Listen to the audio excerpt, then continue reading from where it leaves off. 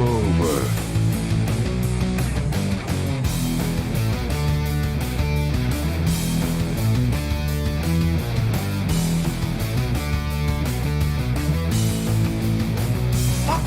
What the fuck?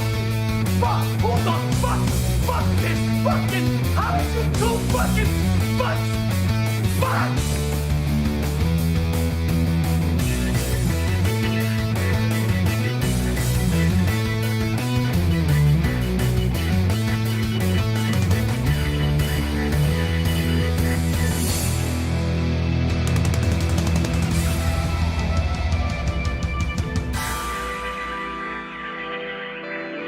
Wait a minute. There's things here. There's trees. There's rocks. There's birds. There's squirrels. Come on. We'll bless them all until we get verschnicken. Join me.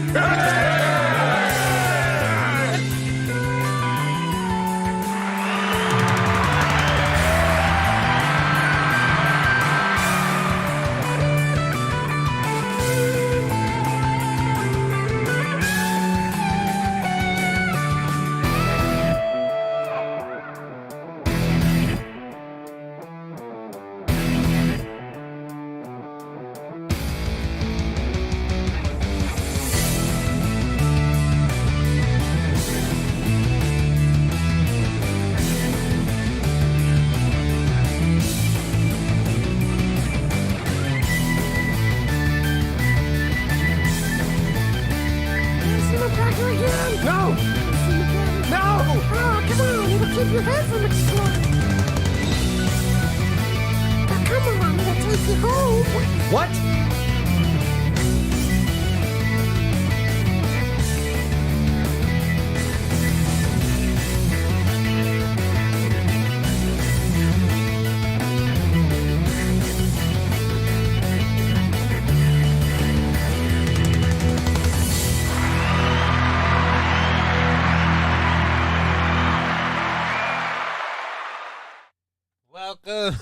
Welcome, everyone. This is gonna be interesting. Let's see here. We're gonna try to do a show. We're gonna try. I may have spilled something containing moisture onto my keyboard, and now my keyboard seems a little screwy. So we're gonna do a show as best we can. Hopefully that won't be an issue for the show, and hopefully overall won't be an issue. Should be able to deal with it pretty succinctly if all goes well. Yeah, I should have extra pieces. I should have stuff in here somewhere that I can just pull out the switches if I have to and put new switches in. All right. So yes, me talking to myself, thinking about issues I have. We are going to be doing a show hopefully until 5:30. Like I said, the keyboard thing will dictate a lot. Depends on how bad it is. It seemed like the keyboard was fine. And it wasn't like I spilled a lot of water on it. It was just a couple of drops. And I got to them pretty quick. Spilling stuff on the keyboard. They call that pulling an Imholt.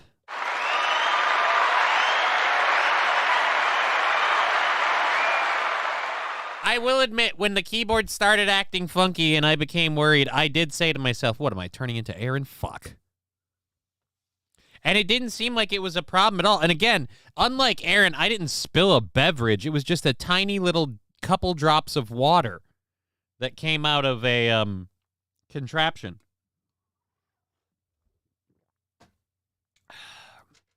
Just the tiniest little drips of water. At least it wasn't beer, says Trucker 18-Wheeler. Right, now my keyboard just smells like a bong. Like I said, it seems to be okay, question mark. I'm not, you know what? We're not going to fuck with it. Last time I checked, we don't have a whole lot of songs that feature the cowbell. I gotta have more cowbell, baby. Cheers everyone except the keyboard. Trucker 18-Wheeler says, at least it wasn't beer. Speaking of, is he grabbing himself a beer? I'm not drinking a beer, that's for sure. I am not drinking alcohol. I don't have any alcohol. I got daddy-daughter time after the show, and then I've got a prior engagement tonight, which will make the keyboard issue a little bit of an issue. Actually, no. We can cheat it that way. Yeah. That's what we'll do. All right, so yes, we are we got to run that cowbell out for Mr. Dear Butch there. 28 months. It's an honor, sir. That is 2 months away from 2.5 years of supporting this show. Holy shit. Cowbell for Dear Butch. Hey-o.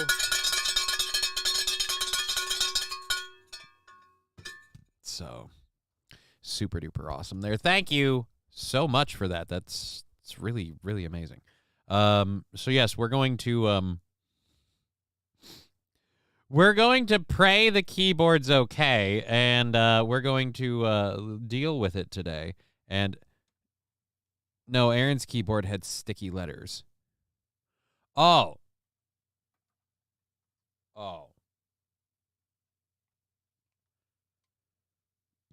I just watched me ringing a cowbell on one of the replays over here from the streams that you guys are watching, and it really does look like I'm just jerking somebody off behind me. It's bad.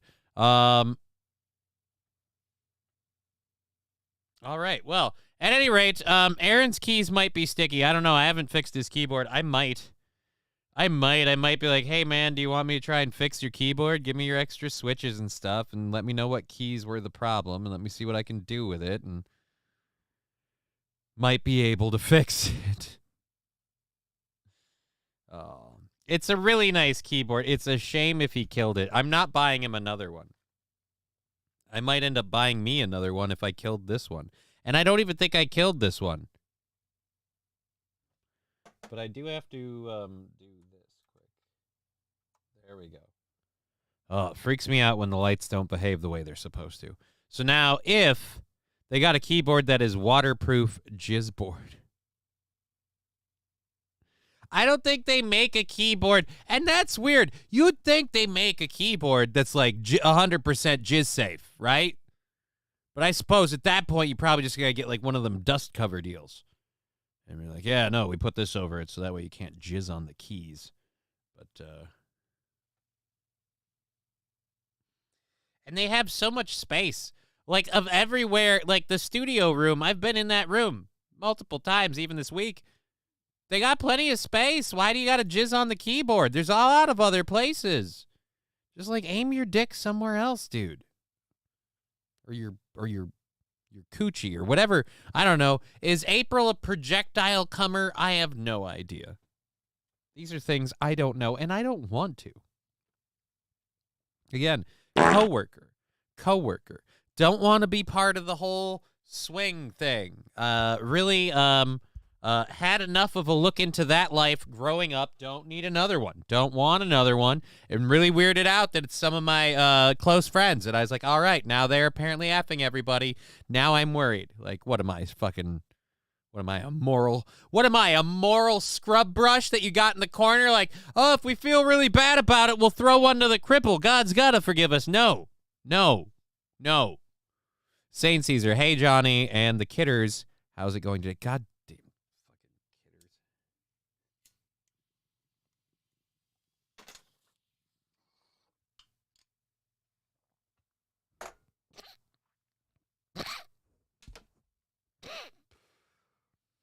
We used to be the Nuggets, and it meant something. I was trying to say that I came up with that joke, and it made me laugh, and it screwed the whole bit. Fettuccine El Poo-Poo with the snowball. Thank you for the 100 bits. That's super awesome of you. Fallen the Great. Tampon. Bloody dick tits. What the heck are we talking about? Bloody dick tit. What?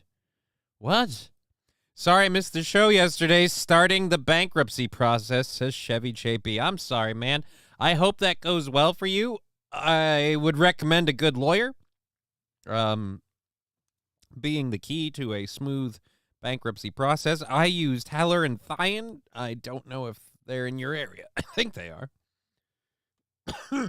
Holy fuck, that one.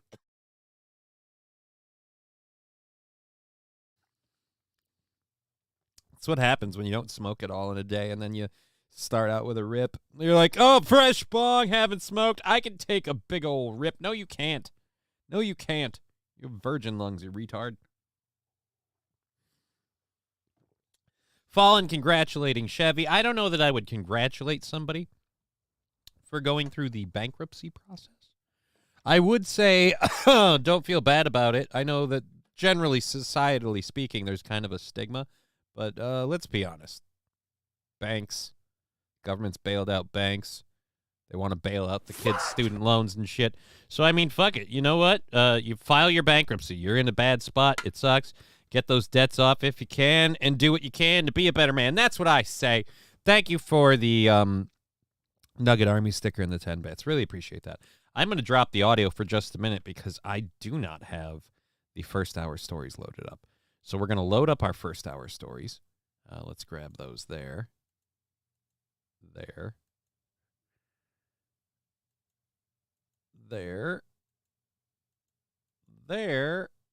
All right, so the first hour is going to be kind of fun. We've got a couple of them that we're going to be doing. And, we got an interesting video story. Oh, wow. We got a fun video story. And then we got a story that's actually kind of local. Yeah.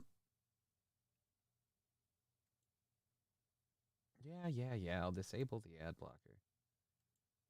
All right. This website. Refresh. Oh, we don't have the actual... So I have to read it? That sucks.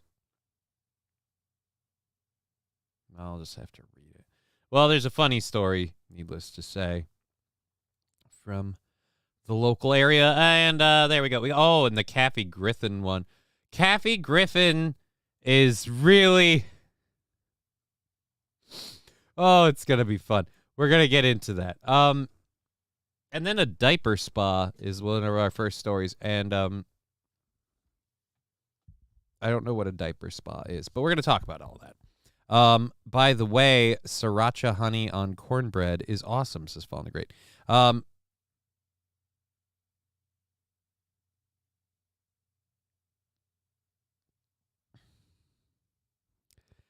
Ask DSP who he used for his bankruptcy. He got off scot-free and kept his house, too. Well, actually, St. Caesar, when you file bankruptcy, there is a lot of that you can do. And, like, in a lot of those cases, what you do is you pay a percentage on or something. Like, he had either a significant amount of that bank loan or home loan covered, or he's still paying on it. Like, there was a way that was finagled, but I mean, that's not too surprising. It's not too surprising. And I'd like to point this out. Donald Trump has filed, like, business bankruptcy and corporate bankruptcy and stuff, like, bunches of times. Rich people file bankruptcy, and they keep their millions. They file bankruptcy and keep their mansion, you know? So, I mean, I remember when Donald Trump did it when I was a kid. My parents were so pissed because they'd filed bankruptcy before. And they had kept some of their property and stuff, too. And this is something I learned when I found out. By the way, sriracha honey. What? No way. What are you talking about, Fallen the Great? I'm almost positive that Donald Trump has filed bankruptcy. I remember my parents bitching about him keeping his mansion. He gets to file bankruptcy and keep his mansion. Google Donald Trump filed... Oh, God, I didn't know I had my caps lock on. Oh, I couldn't tell. All right. Donald Trump filed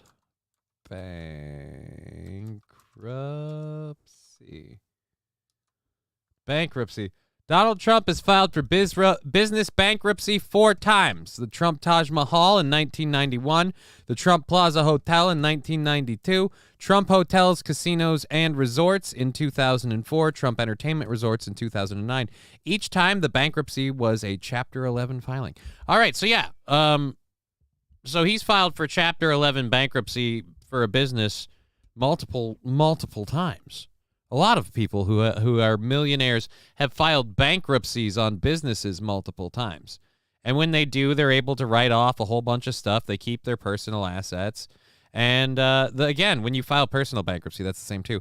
How do you fuck up a casino, says Toastmaster. That is the question. That is the question. But this is, again, why I don't like Donald Trump and why I don't think he's the great savior everyone predicts him to be. But, well, not everyone, but everyone that loves him predicts him to be. I also don't think he's the great Satan that everyone that hates him predicts him to be. I'm one of these weird middle-of-the-fence people being like, he'll probably be better on the border. He might be better for my economy and my bank account, maybe. I don't know. We'll see. But is he going to solve everything around here? Oh, I don't think so. Oh, not even. Is he going to drain the swamp? Fuck no. If he was going to actually do any of that stuff, you know what they'd do? They'd introduce him to Mr. Kennedy. That's what they would do. That's what they would do. You have sex with their slots. The slots are always willing. What? I remember when Michael Scott declared bankruptcy. Yeah. Thank you. Thank you. I appreciate that. But no, and this is something I learned when filing bankruptcy. There are plenty of assets that you have that you can claim, that you pay on, like a car and things like that, and you can file bankruptcy, and the bankruptcy court will set certain standards based on things like what type of vehicle is it, how much is owed, how much have you paid, whatever.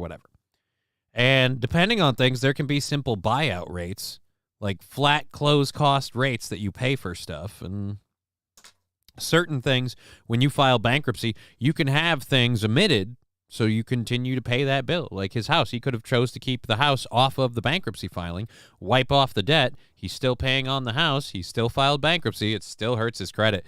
But if, and actually this is the beautiful thing about that, if you've got all that locked in, your rates won't change on your home loan, and your home loan payments will help you rebuild that credit. There you go. But anyways. Alrighty. Wow, all the way up to chapter 11. He is a fast reader.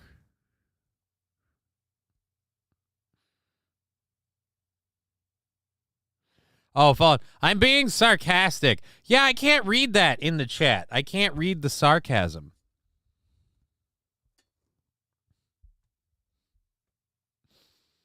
Can't read the sarcasm. Anyways, we seem like we got everyone filtered in. We've got all the stories loaded up. We talked about that fun little bit.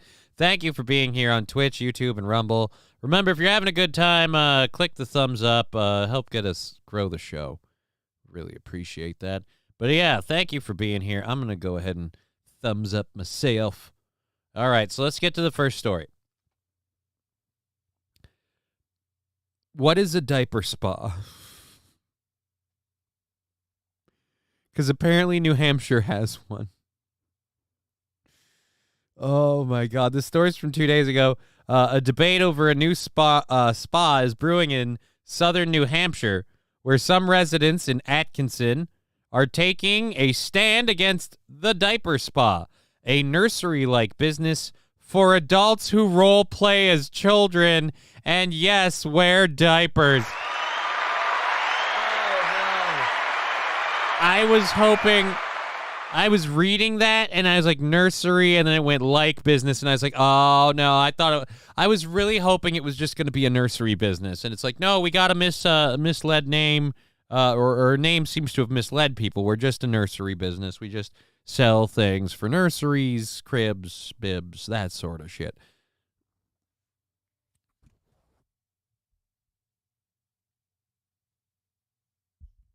I can see why people have a problem with this. It's a little weird. According to its website, the Diaper Spa is open to all diaper-wearing individuals who seek acceptance, respite, and care. Photos of the Diaper Spa's page show a space decorated with soft comforts of a nursery, complete with toys, folded diapers, and an adult-sized crib.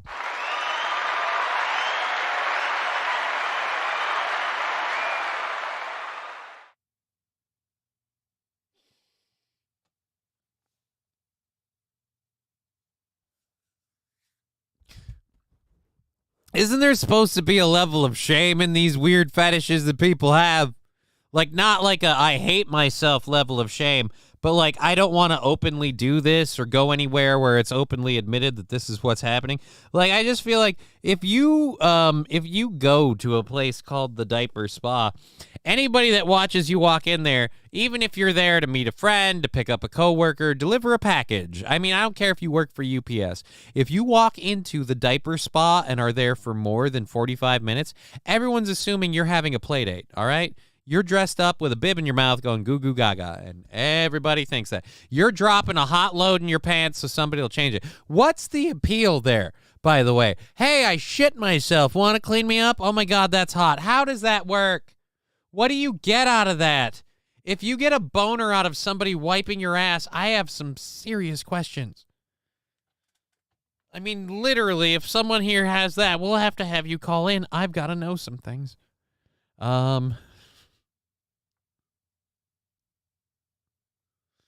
So the place is cosplay and old folks' home.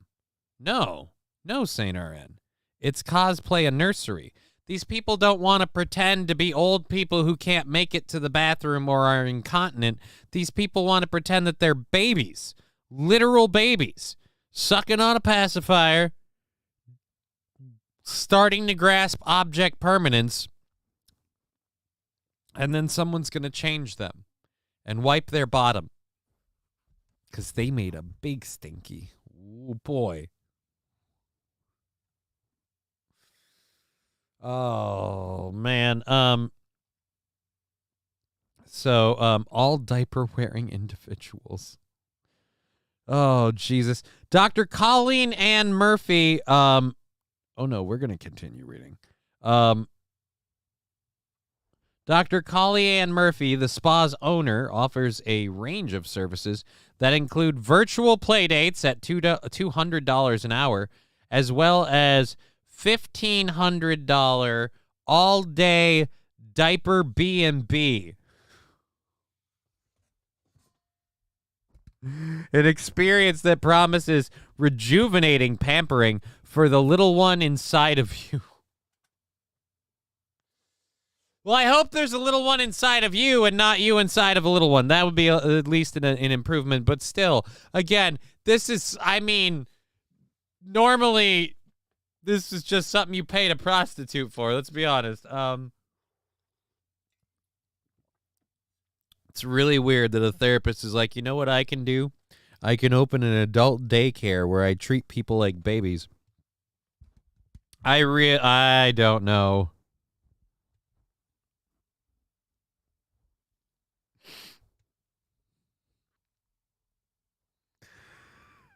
Okay. But for now, Murphy said the vast majority of the Diaper Spa's business involves telehealth services and life coaching. A recent Christmas-themed event featured a festive story, freshly baked sugar cookies, and a stocking to take home, she explained in an interview.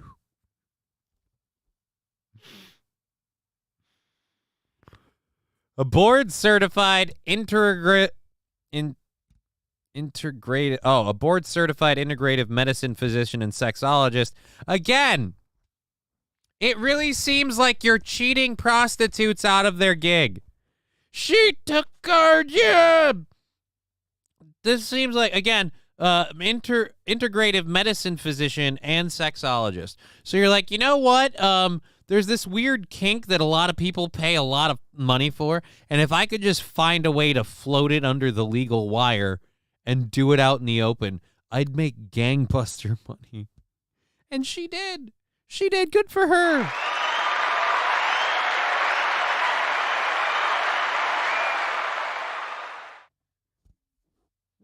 No, I wouldn't say the people who run it look like Jared from Subway, St. RN. In fact, before we continue, where was Jewish Community Pantry? That sounds weird. Oh, wait a minute.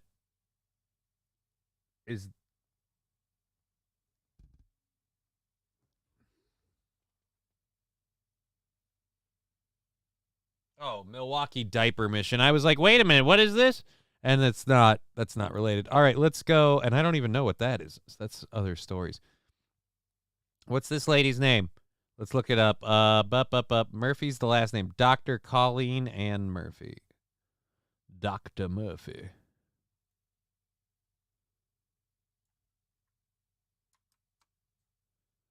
All right.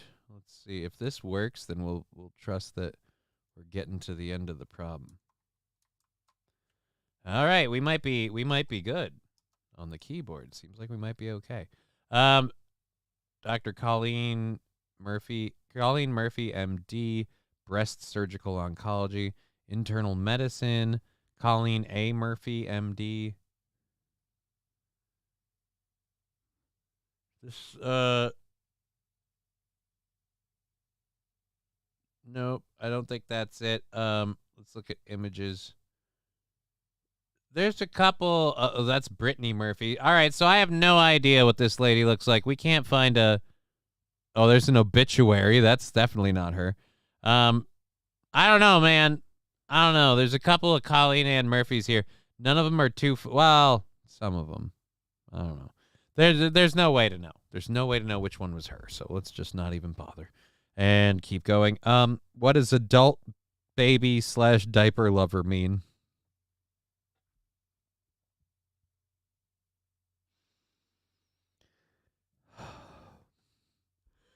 Adult babies / diaper lovers are people who act a voluntary regression to a previous age and or wear a diaper for psychological reasons, according to a 2020 article in the International Journal of Environmental Research and Public Health.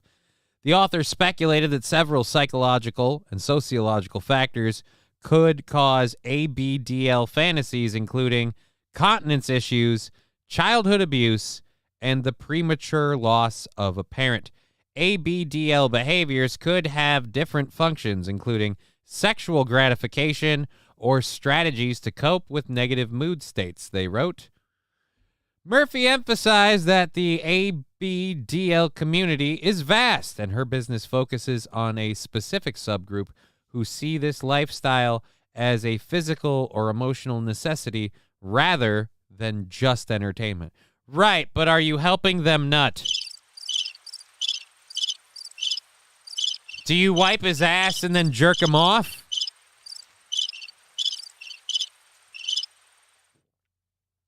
Or do you only touch it if he gets a boner? Like, here's my question.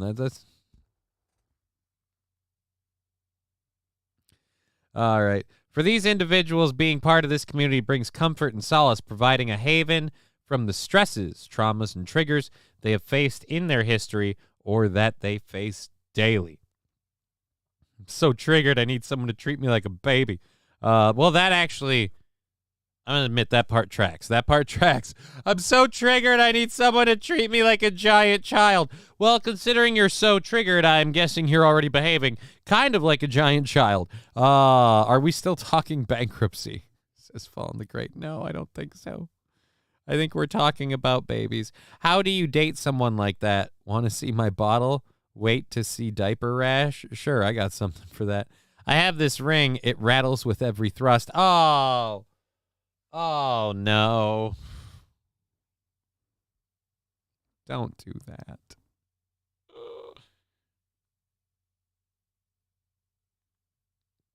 If we would have had 2 more snow events, I would be good, but no snow in the forecast, says Chevy JB. I'm sorry, homie. I'm sorry.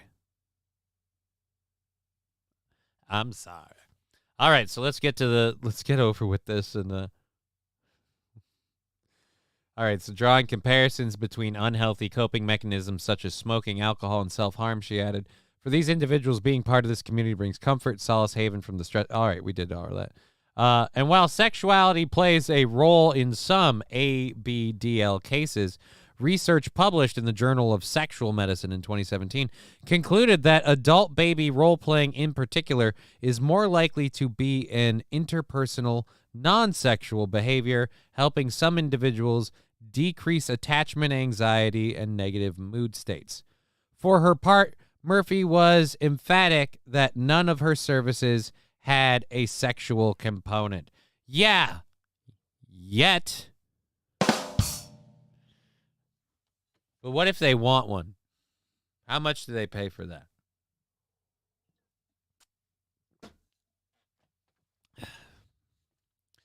And the guy says, I'm going crazy up there at the nursery.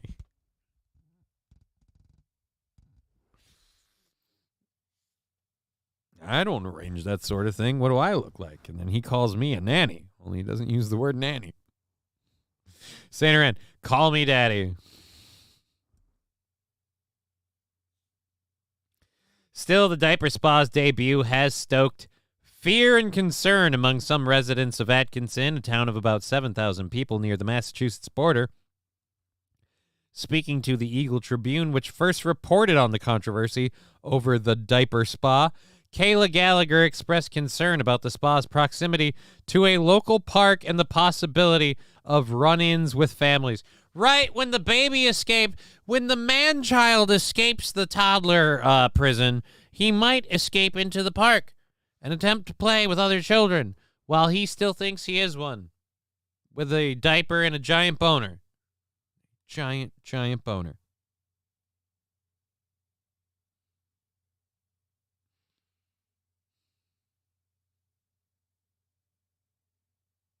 I'm sorry. I'm losing it internally right now at the thought of a person wearing a diaper with massive wood just pitching a padded tent.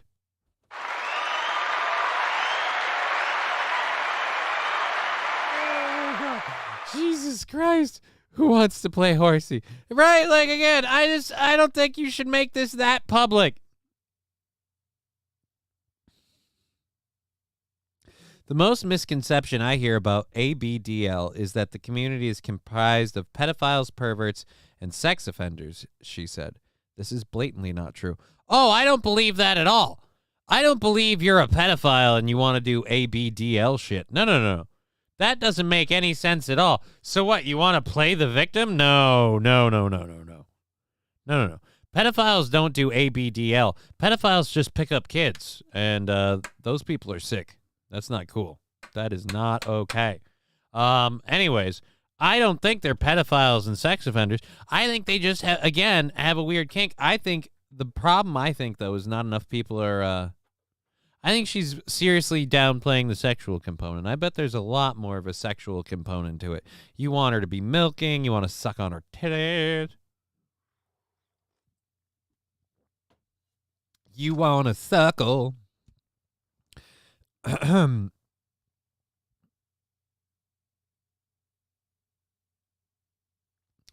QS7BB saying, it's your life and you get to choose what to do, but I still think that dentistry is such an important degree.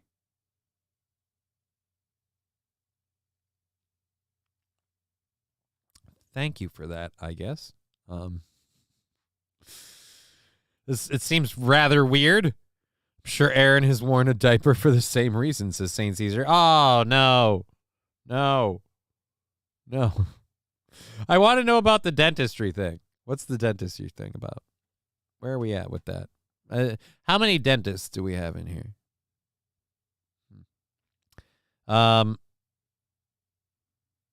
So I like leaky nipples, but I don't nurse or have diaper rash.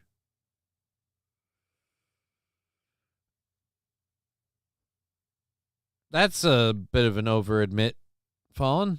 Now I'm just weirded out altogether. Just weirded out on that one on so many levels. Do I want to keep, oh, wow. We've got,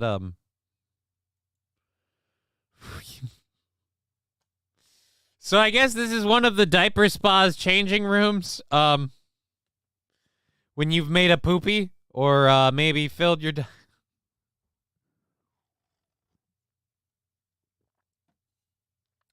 Look, if you're someone who has some sort of issue where you're incontinent and you have to wear a diaper, that's fine. If you need someone to change you because of issues, again, understandable. But the idea that you want to pretend to be a child while you just shit your pants and someone wipes your ass? I don't know. A dookie table, as St. Laurent says. Look, I mean, is it any less a dookie table when it's a kid? Because if that's the case, we had a dookie table in my daughter's room for quite a while.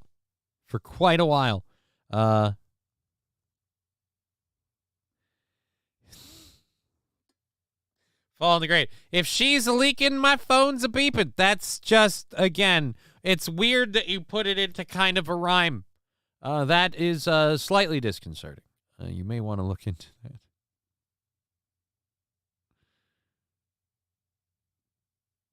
I mean, with the swinging thing, would it shock you if Aaron has worn a diaper? No. I would think Aaron's probably worn a diaper because April's caved in his back door really hard with her. I mean, this is the thing I'm saying. I'm saying there is such a weird power dynamic thing with those two that I think when nobody's watching, I think honestly, like, they're like doing horseplay. She's riding him. Putting them right in the back door. Just stovepiping that asshole.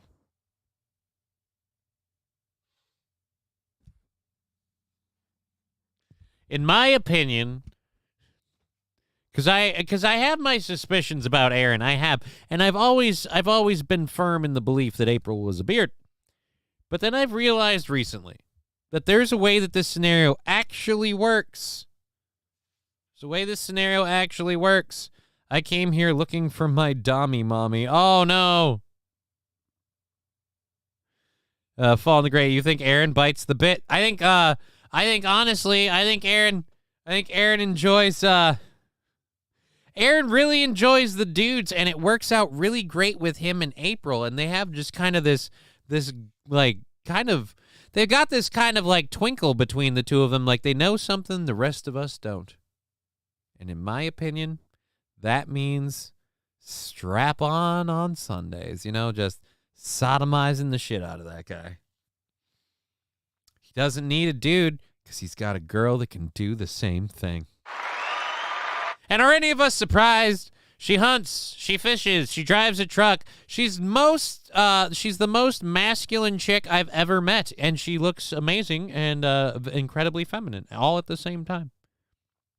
It's the perfect beard because it'll stovepipe you on the weekend. Oh, boy. I love that they don't watch my show. I just get to say the stupidest fucked up shit, and it just doesn't even come back to them. And even if it did, they wouldn't care. Like, whatever, fuck him.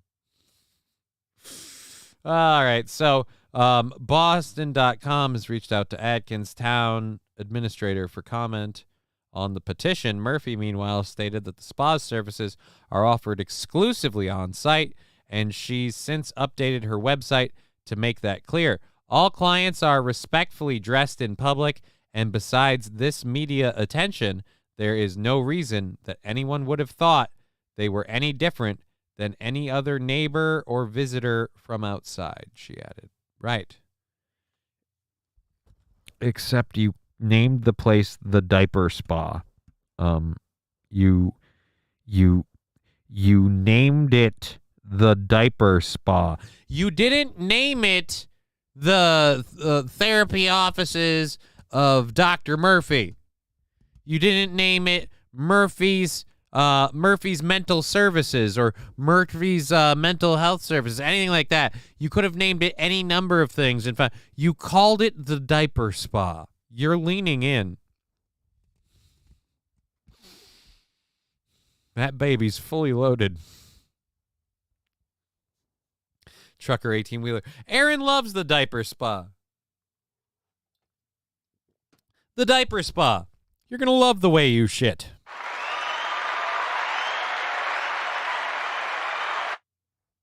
St. Caesar should have named the Jewish spa. Why? Nothing about that makes any sense to me. April already said she sent Nick pics of Aaron's today. The gay is out in the open.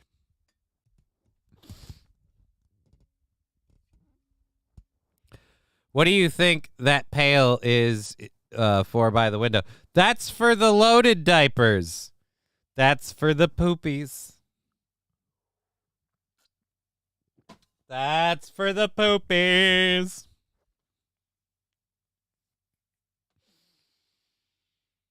Oh boy. Oh.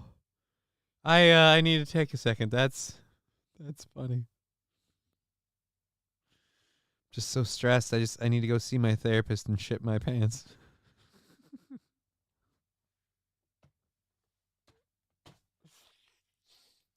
And it's not even like okay, sure, there's nothing sexual going on here. You're giving a $1,500 all-day baby B&B, and I'm expected to believe neither of those B's involve blowjob.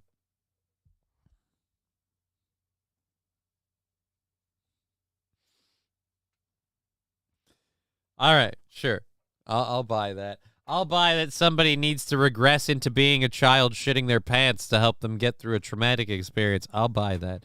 But again, you leaned in with the diaper spa thing. You did this to yourself. Holy Jesus. All right, we're going to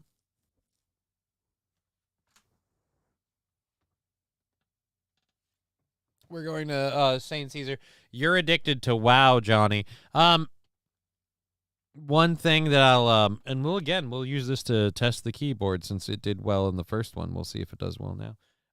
I'm addicted to WoW. It's usually done that way. You know, big W's. WoW, World of Warcraft. WoW. Just saying. We're particular. No, yeah, I'm addicted to that. I'm glad. I've heard a lot about Pal World. Pal World sounds cool, but I just Speaking of Aaron, what happened between Aaron and April this morning? Their house should be called the Ice House. What happened between them this morning? What are you talking about?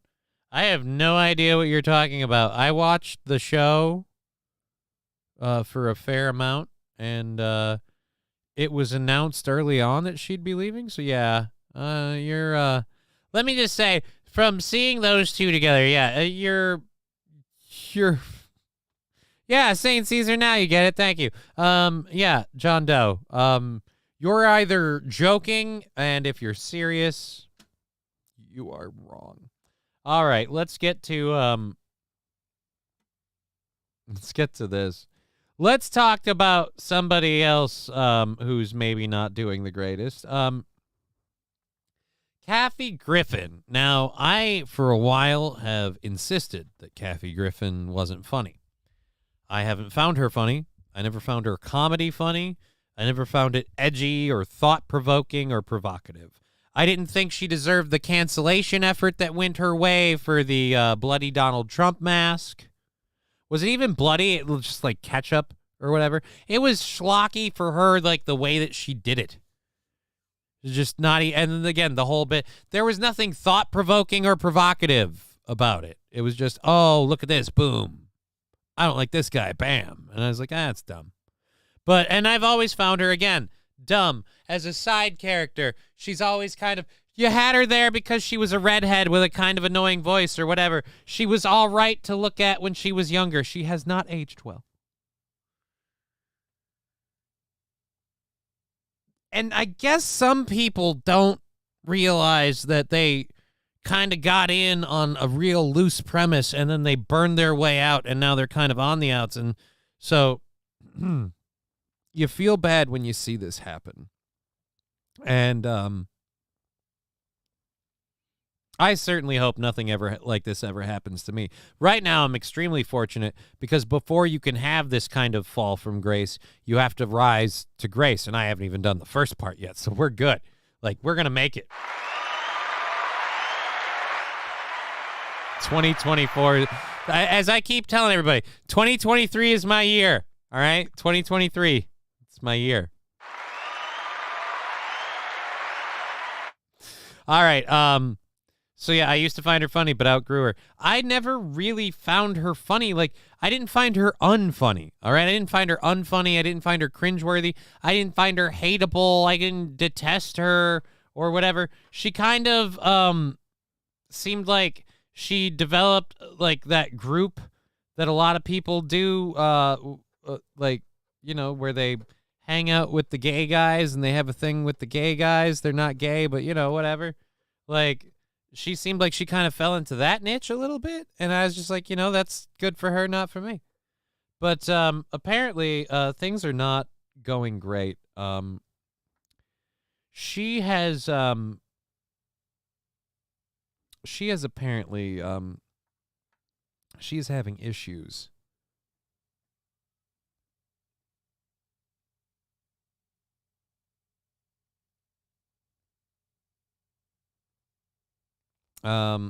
So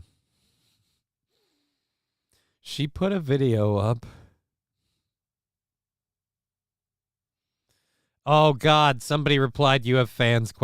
Oh no, that's not good. That's not good. This is bad. This looks bad for you. This looks bad for you, honey. This is not a good look. So Can't Silence Busby said, Kathy Griffin, you have fans. So yeah, she's pleading with her fans, saying her comedy tour is not selling well, and pleads with her fans to buy tickets. So what she actually posted was this. Let's go to this, and there we go. Oh, this is still these videos. All right, so living by the wise words of my dear friend Joan Rivers during these times, when you're heartbroken, you're funniest. Right now, I must be a riot. This tour means everything to me, so don't miss out, and please buy your tickets. And she shared this video. We're going to full screen this. Boop. And boop. Okay, I'm doing one of these videos where I'm looking up. All right, I'm going to be honest with you guys. I had another voice surgery 2 days ago. So my voice is sounding better, I think. And yet I have COVID and I'm heartbroken because I'm getting divorced.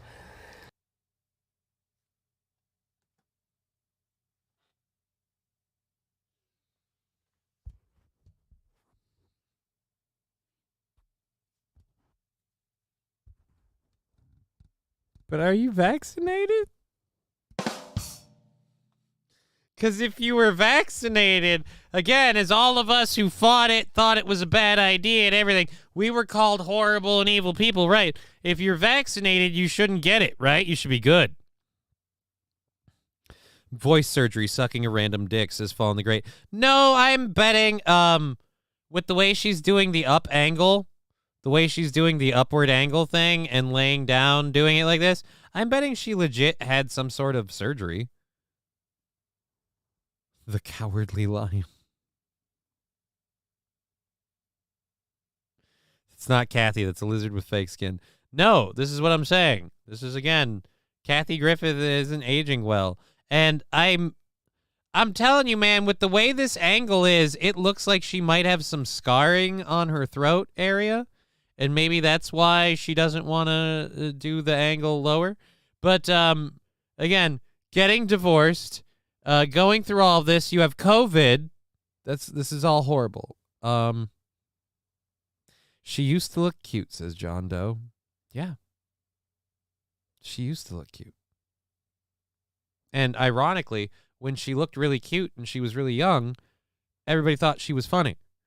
I didn't find her funny. I just didn't find her, like, worth hating or anything. Whatever. She's Kathy Griffin. And then she went on. It's almost like God hates her, says Fallen the Great.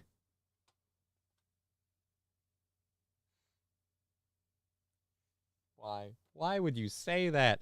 That's horrible. Again, the poor lady is suffering through a divorce. I mean, God. So here's what I'm here to talk to you about. It's all about the tour, man. Right. Just freaking get me to opening night in Des Moines. And Omaha is not selling well.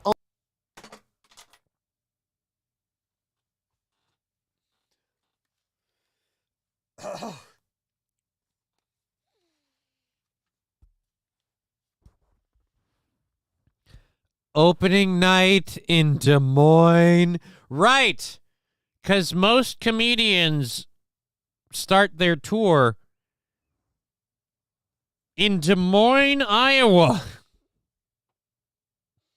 Omaha is not selling well. How bad are you that you can't sell a show in Omaha? What else do they have going on in Omaha? I can't see why he divorced her. Do we know it's a he? Do we know it's a he? I have no idea. Pauly Shore went through the surgery, I see. The hotbed of liberal comedy, Des Moines and Omaha. Right? Well, this does kind of look like Pauly Shore right here. It's the whistle. Omaha. First of all, there's not enough people there. Okay?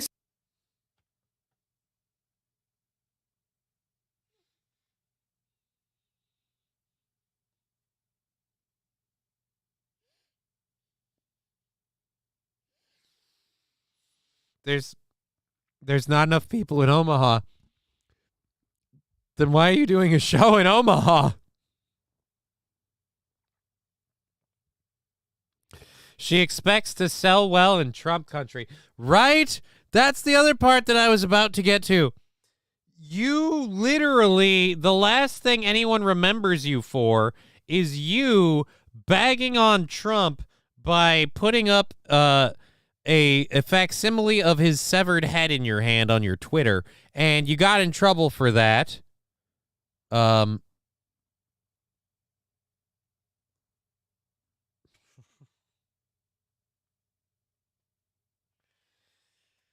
you want to go to Des Moines, Iowa and sell out a show. And by the way, if you want to sell a show in Omaha, maybe don't insult the population there. I'm just saying it might not go over well if you're like, first of all, there's not enough people there. So you'd be like, wait a minute. So you're saying that what? I'm some hick town that's not worth Kathy Griffin? Well, then you know what, Kathy? I don't need to see you perform. How does that sound? All right, let's keep going. So I'm playing Omaha, Nebraska in February. So I need comedy fans to come out and see me. And Kansas City, come on. I need sellouts. I've been through hell. I've been through so much crap since my last tour. I just have to laugh at it. I just have to laugh. So please, I think you can even buy tickets like in my bio on here. I don't know how this stuff works, you know me. But for God's sake, come see me on tour. I'm coming to 40 cities. It's going to be the panacea. It's going to be the thing that gets me through. You guys get me through. You always have. And we have so much to discuss. I mean, oh my God. So much. Yeah.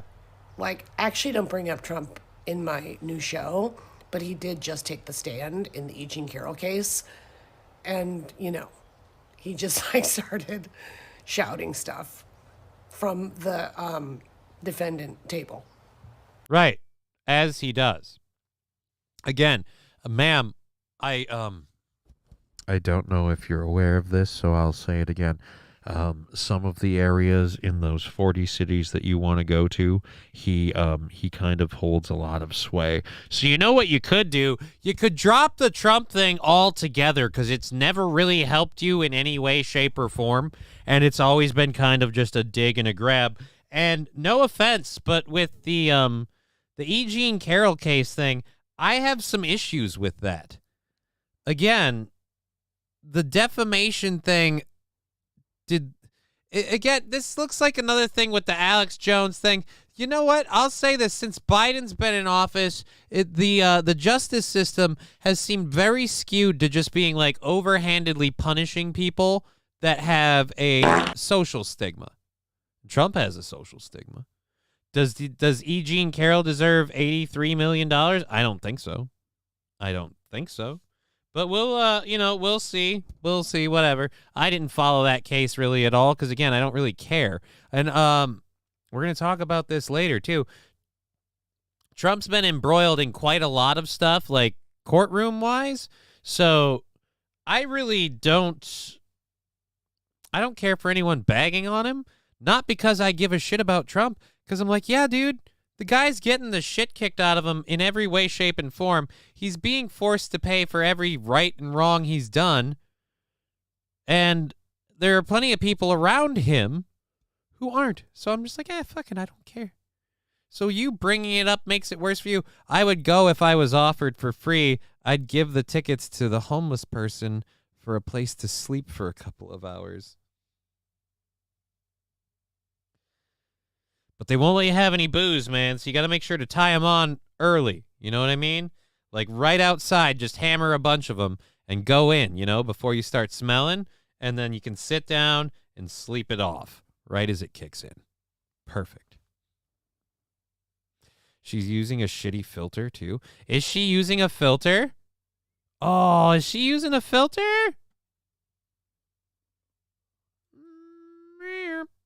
Started shouting stuff from the defendant table. So, I mean, that's something. That'll eat up at least 3 minutes. But no, I have a lot more stuff to talk about, I promise. But I need you. You said you wanted me to come to the Real America. Well, look at the cities on that tour. Go to any of my socials. You can find there's a picture. Again, ma'am, I know you don't share this opinion. I personally don't share the opinion, but I get why other people have it. Real America kind of likes Donald Trump, or at least likes him a lot more than our current president, so...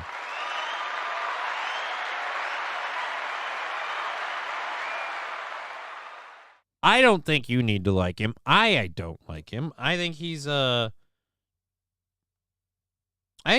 Trump. But here's where I actually owe the Never Trumpers and the MAGA Forever people. I literally have watched the extremes on both sides and went, you know what? It's not worth it. America, fuck yeah, coming to save the motherfucking America, fuck yeah, coming to save the motherfucking day, yeah. Like, again,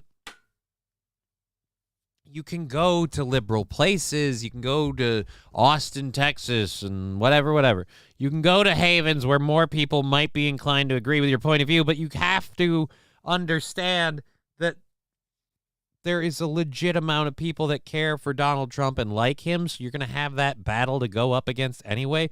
Why can't you just drop it and move on? I don't want to see you talk about Donald Trump, because you know what? I can't imagine what funny, amazing joke you have that's based on hating Donald Trump. Wow, you don't like the guy. Ooh. Picture of a poster of me coming out of a dumpster fire. Oh, I wonder why that is. And the title of the tour is the Kathy Griffin My Life on the PTSD List tour. So, and by the way, buy tickets. And if you know me, don't be calling me for comps. Those male promoters are looking to see how I sell and if I sell. And it's all about that. And when you're... Those male promoters. Because if they were women, they would understand ticket sales don't equal talent.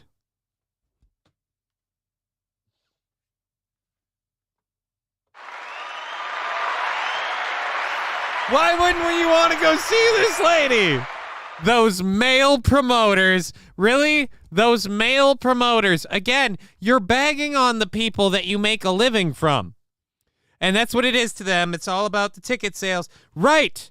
Because as promoters, they keep their business clientele happy by booking acts that sell. So if they make any effort to get you booked in places and you don't sell, they can't keep booking you.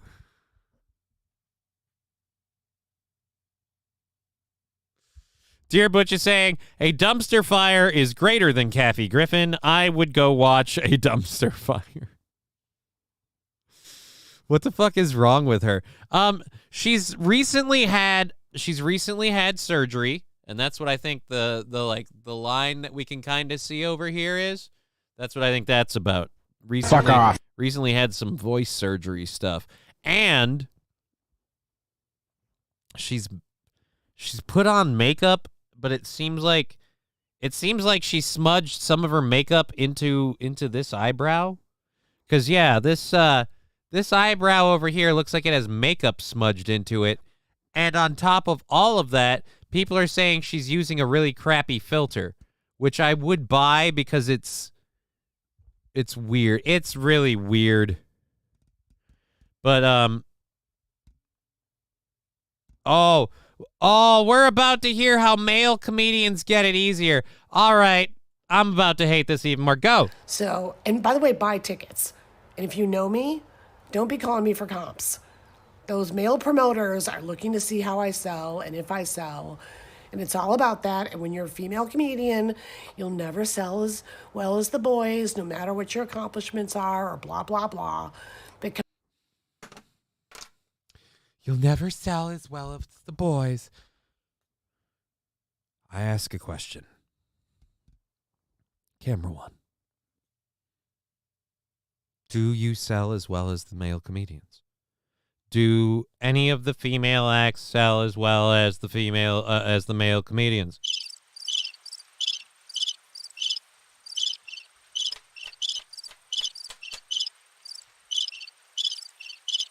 Does Dave Chappelle or Joe Rogan or that new guy who had the newer comedian guy who just had the Netflix special, do these people Glazer begs to differ? Lab Glass Glazer begs to differ. All right, yeah. Nikki Glazer. Does Nikki Glazer have trouble booking shows? Women are only funny when you're on a first date, says Toastmaster. Cheeseburger. Ignore the fact that 99% of female comedians suck. Again, I hate these, like... this is again like, oh my God, I didn't want her to do this because I didn't want to go into this. I hate these cop-outs of they want to see if you sell as well as the boys. No. They don't give two shits if you're a female comedian or a male comedian in terms of what your accomplishments are. They give a shit about two things. Can they book you? Booking you, sell tickets. Those two things. If you make those two work, they don't have a problem booking you. They don't give two shits. If they book you and you sell out, guess what? They'll fucking book you. Sandy Squatch, just like oh no. I would like to know what Joan Rivers thinks about these women comedians. I think she quoted Joan Rivers in the beginning of this. As for this, I bet Joan Rivers would side with her. Again, a lot of female comedians, because and I'll admit there aren't a lot of them. They'll go, oh, comedy's a boys' club, comedy's of this, comedy's of that.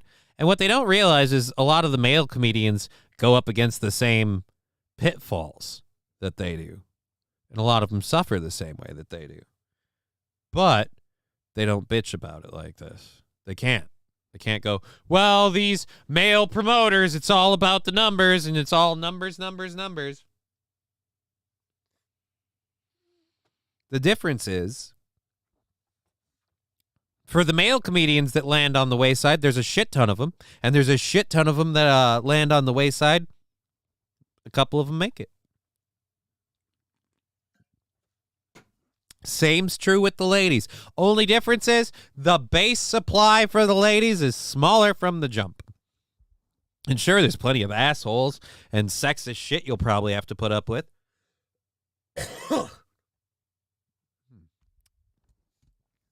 But He-Man Vixen rocks. Yeah.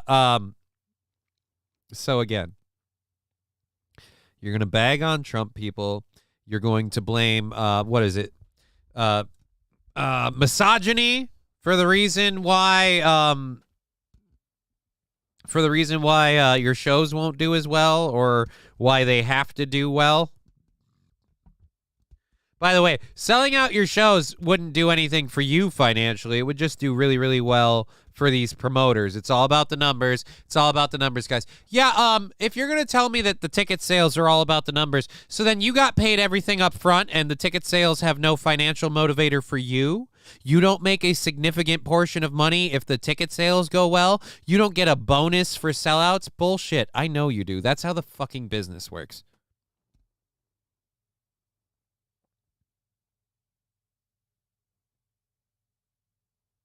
come see me, for God's sake. I've done more stand-up comedy specials than any comedian, male or female, living or dead. Any. Don't talk to me about the other guys.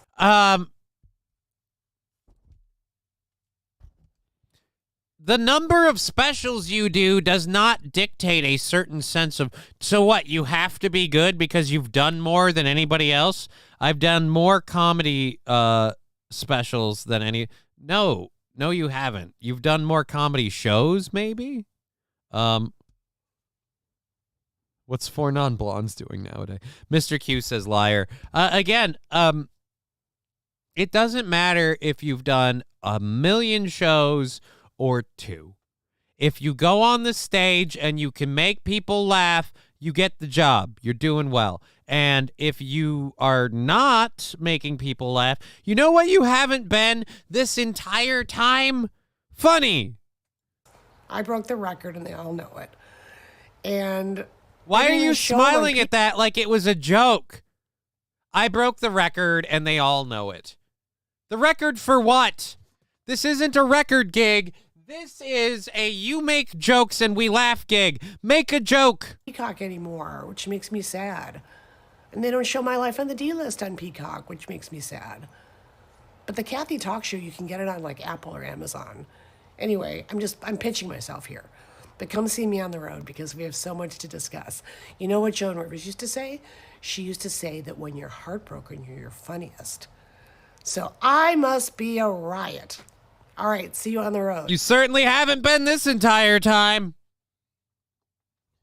Oh, pick up a pen, write a joke, right? Nothing about this. Her voice, 2 packs of Luckies a day don't match the video.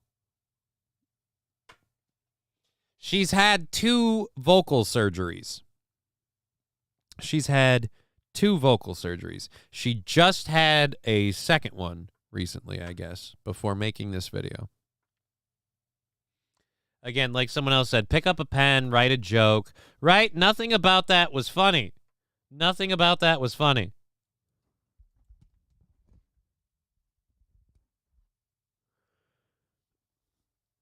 I need comedy fans to come out and see me.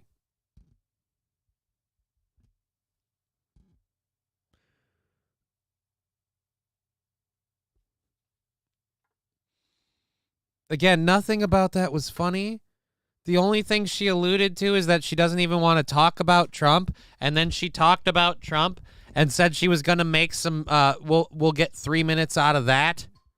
And I'm just like, okay, so you immediately just went, hey, so I've got a political viewpoint that I'm a badger with. Great. I can't wait to see this show. Here, this chick, wait a minute, let's go to this one. Let's move in too fast. Her face was funny looking. Yeah, we covered that. All right. Oh, that's a hottie. Who's a hottie?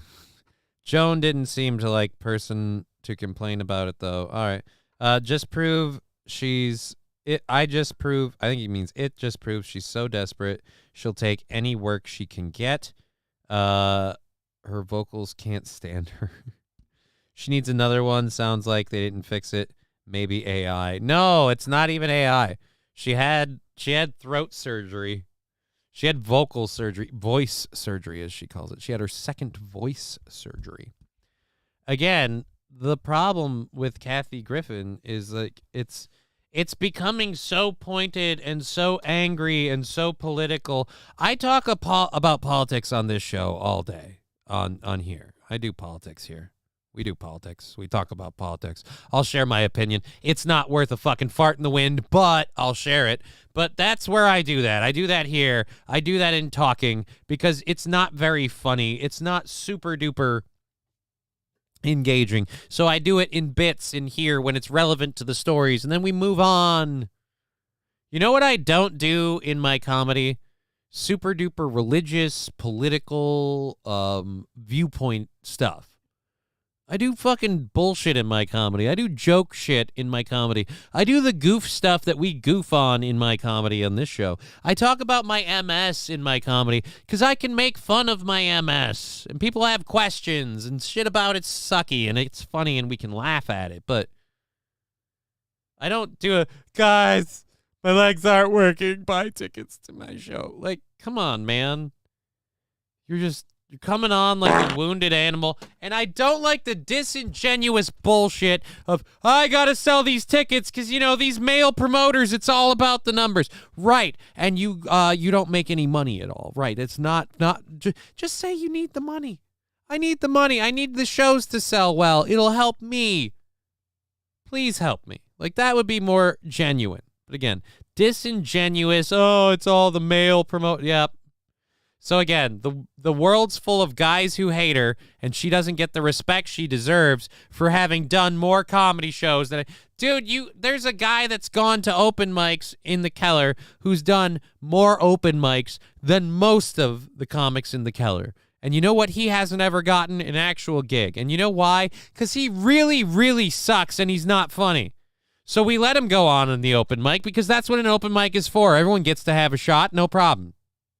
It's very, very equal that way. But you don't get actual gigs because we've seen how you perform. And again, you got some notoriety. You've milked it for a while. It's over now. Let it go. Let it go. Holy shit. It's 3:11. One of my old favorite bands. All right, let's after the Trump severed head joke, Trump took his Kathy voodoo doll and stabbed her in the throat.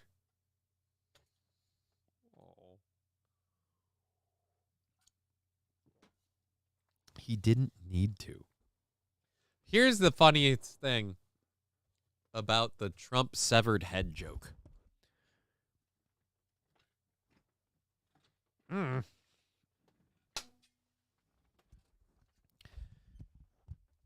Kathy didn't even realize with the Trump severed head joke. The president's head thing never goes well. Nobody Comedy gold. Severed head thing never goes well because as a lot of us know, Game of Thrones, very popular show. They had to recall and digitally remake the first season's ending because one of the heads on the wall is George W. Bush's head. Nobody knew it when the episode aired. Nobody knew it when the DVDs came out. People found out when the special edition DVDs came out with the bonus content and commentary, and I know that because I have one. And they talk about it in the deleted or in the commentary over the last episode. They tell you which one it is. And even when you know, you cannot tell that that's George W. Bush's head. There's a wig on it. There's dirt and makeup and a beard. It looks nothing like George W. Bush. But because it was the former president's head, they made everyone redo everything. They lost their shit about it. When the Donald Trump thing happened, at first, nobody gave a fuck because it was Donald Trump. But then the people who love Donald Trump pointed to the reaction to the George W. Bush stuff, the reactions to anyone disparaging Obama and everything else. And then it became simply about her bashing a sitting office, a sitting presidential, or sitting president. Jesus, learn to speak. So that's what it became about. And that's why they got her in trouble for it. And then they were able to get movement and traction on the whole cancel her bullshit. But again, if you want to sell in the middle of the country, you don't want to bag on Trump. I'm just saying. It's not a good business decision. Kathy, I need to sell out also, Kathy. Let's go to Trump land and make fun of him. She did herself only one favor in that whole thing where she's like, I don't even want to talk about Donald Trump. Right. Let's not talk about Donald Trump. Like I said, it helps when you're selling a comedy show to give us a hint that there's going to be something funny happening. Just saying. Alrighty. So we've got a couple of things to talk about. That's a film. You know what? We'll read this really quick. The latest Rasmussen Reports National Telephone and Online Survey finds that 69% of likely U.S. voters support Texas erecting barriers at the border to prevent illegal immigrants from crossing, including 53% who strongly support the action and only 27% who oppose taking action to prevent illegal immigration, including 15 who strongly oppose. So, yes, overall, it's about 70% of us that are like, you know what? Good job on the border, and I support that.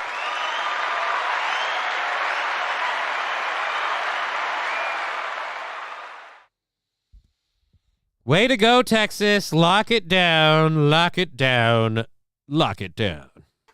Shut that bomb off. All right, so there's that poll. We were going to talk about that a little bit, but we're getting into the second hour, and I'm getting behind already. Kathy Kelly and Funny didn't see that part. St. Caesar? You hear some KKK members took down Jackie Robinson's statue and burned it. Hairy anus. I did not. I would like a link to that. That would be interesting. That would be, one, fucked up. But happy Black History Month, says Hairy anus. Well, you know, hey, it is Black History Month. Right? It just isn't that an amazing passive aggressive dig? Hey, Black History Month. You guys are so special. You get 1 month. We can't just celebrate Black history all the time. We got to give them a special month. Well, they can't afford more than that. Actually, we have an interesting story about that. We'll get to that later. We'll do that later. Okay, so a quick recap. Remember the video of the egregious butt effing that happened in the congressional? Gonna give them extra day this year. You're welcome. That's what we do. It's because we care. Again, I feel that it's kind of insensitive, but what do I know? What do I know? A white male, I guess I'm not supposed to have an opinion. Again, remember that video with people effing in the halls of Congress? Trucker 18-wheeler, by the way, I was listening to the Young Turks between Steel Toe and your show. My ears finally stopped bleeding. Hooray!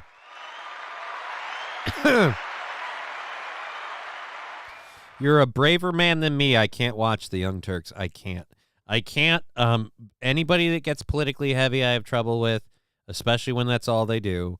And like Hassan Piker, I find so vapid and dumb. And he's like an offshoot of all that stuff. So like even the Young Turks. And that's the other thing too, the Young Turks. Like now that I know what their name means, I'm like, all right, that's just bothersome. Okay, so let's go back to this story that I was talking about. So again, the staffers who filmed the gay sex scene in the Senate hearing room. It was horrible. It was atrocious. It was considered a disgrace to the halls of power and whatnot. Well, don't worry. They are not going to get any. They are not going to get investigated or charged. They will not be charged. The U.S. Capitol Police say they will not charge anyone in the sex video incident in the Senate hearing room.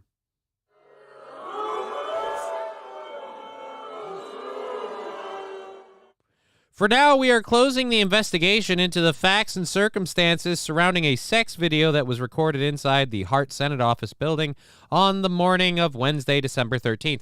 We know the video, the location, the date, and practically the time, and apparently we're just not going to do anything yet.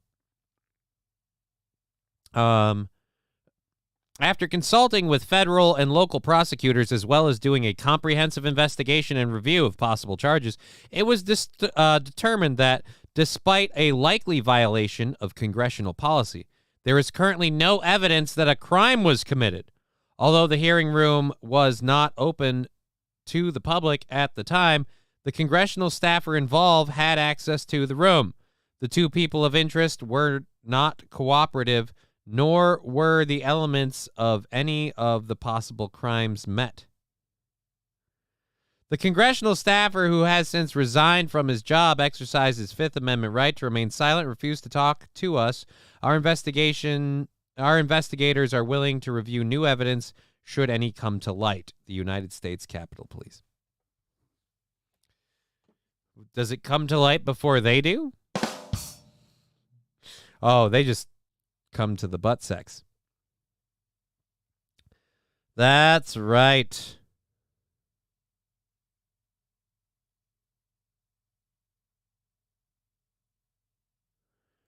So again, remember, aggressive sex in Capitol Hill, not a big deal.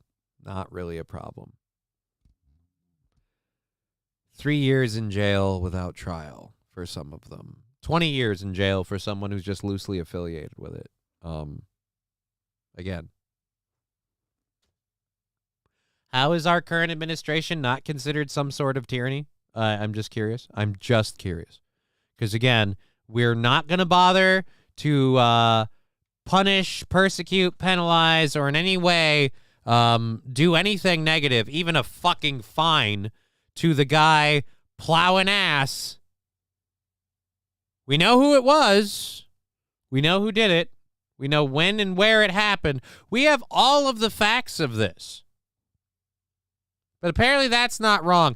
But if people walk through Congress on a certain day or walk through the Capitol building on a certain day and a certain time, because some of those people might not have obeyed all the rules, but definitely all of those people were let in and led through. But yep, nope, those are terrorists who need years in jail. We can't give these people a fine, even though, as Norm Macdonald even pointed, I love when the violent terrorists made sure to respect the velvet ropes in Statutory Hall.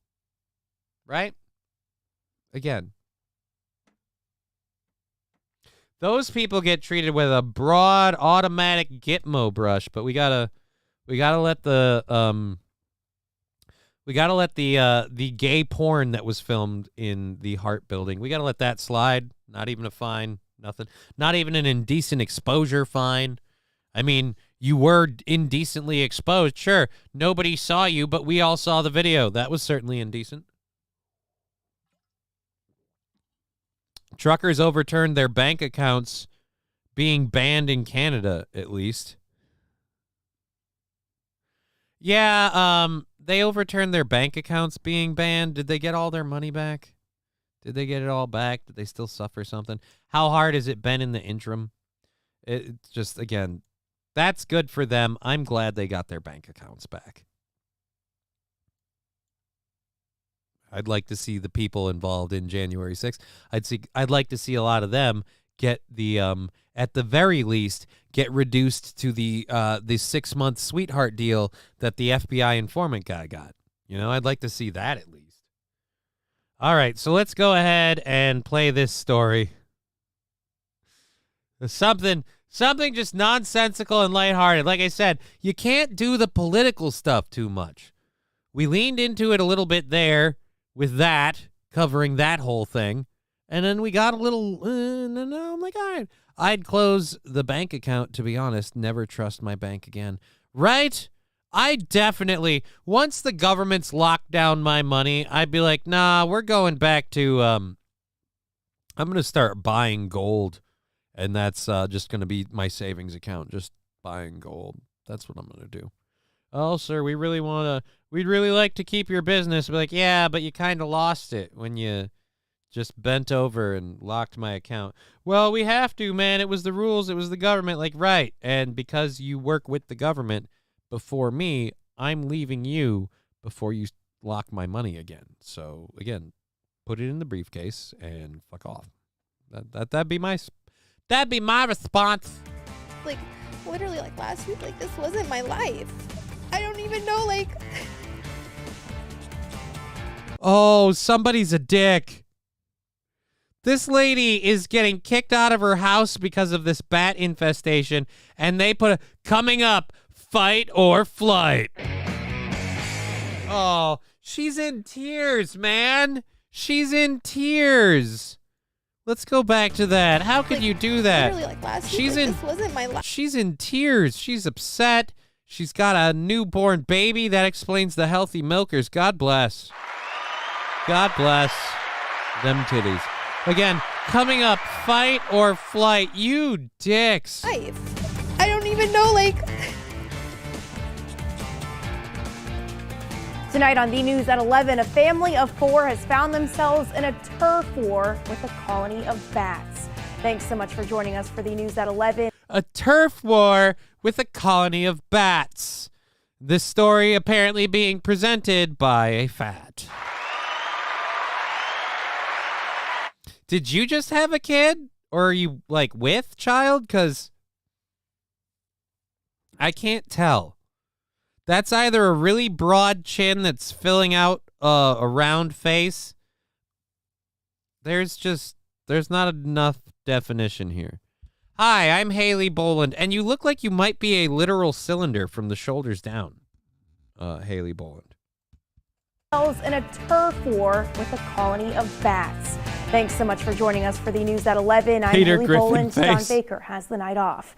This video was taken just a few days ago, according to the Grant family. They say it took less than a week for their home to become completely overrun by bats. All right, so now I'm going to do this quick. Is there a way that I can turn off the goddamn playback speed, ambient mode, playback? No, why is there troubleshooting stats for nerds? No, I just want to turn off the goddamn... Oh, here we go, subtitles. Jesus. Lindsay Stinger joins us now from the home here in Savannah. Lindsay, you spoke with the family today. Are they still living in that home? Haley, up until just a few days ago, the family was still living in the home alongside of those bats, thinking that there was only 1 or 2 or even just 3. But instead, as the days grew longer, the colony just grew bigger and bigger until the family said they couldn't take it anymore. This peaceful home in Ardsley Park was once love at first sight for Monica and Isaiah Grant. After making the decision Cheer 100 bats. Thank you for the 100 bits.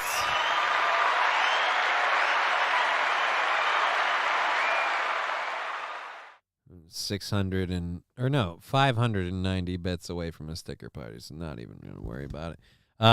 Is this Big Woman Reporter TV station?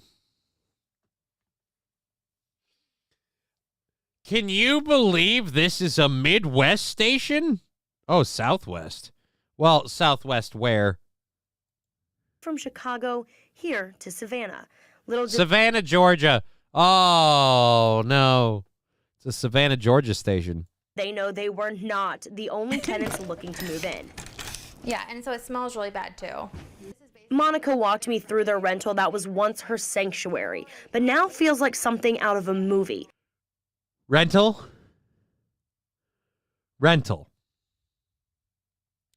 You're crying your ass off because your rental's full of bats? You don't even have to pay for that. Your landlord does.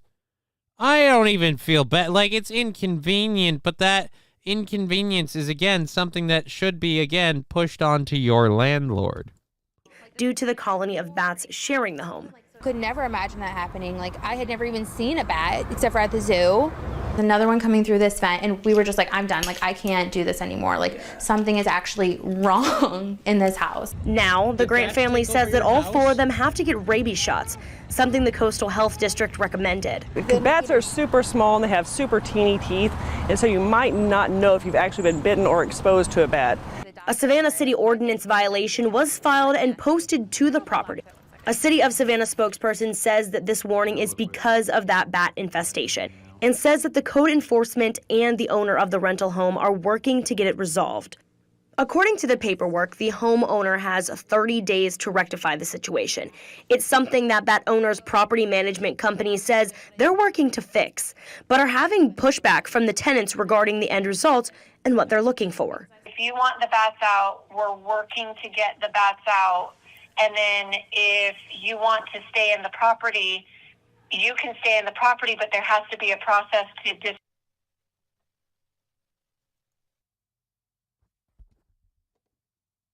The heck was that? There a process to what?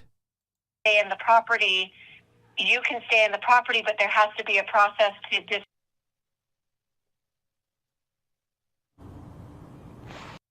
A process to what? It sounds like they're getting what they want. If you want the bats out. The property management company says that it has been 1 week since the initial bat sighting and report, and they say that animal control companies have come in and removed those bats humanely. So it is hoping by the end of this week, this Friday, they will be able to return home and give those tenants back their house. Live in Savannah, Lindsay Stanger, WTOC News. How are the bats getting in? How are the bats getting in? If you're just taking the bats out, we still have a problem, okay? Look, if you want the bats out, you'll have to release the Joker.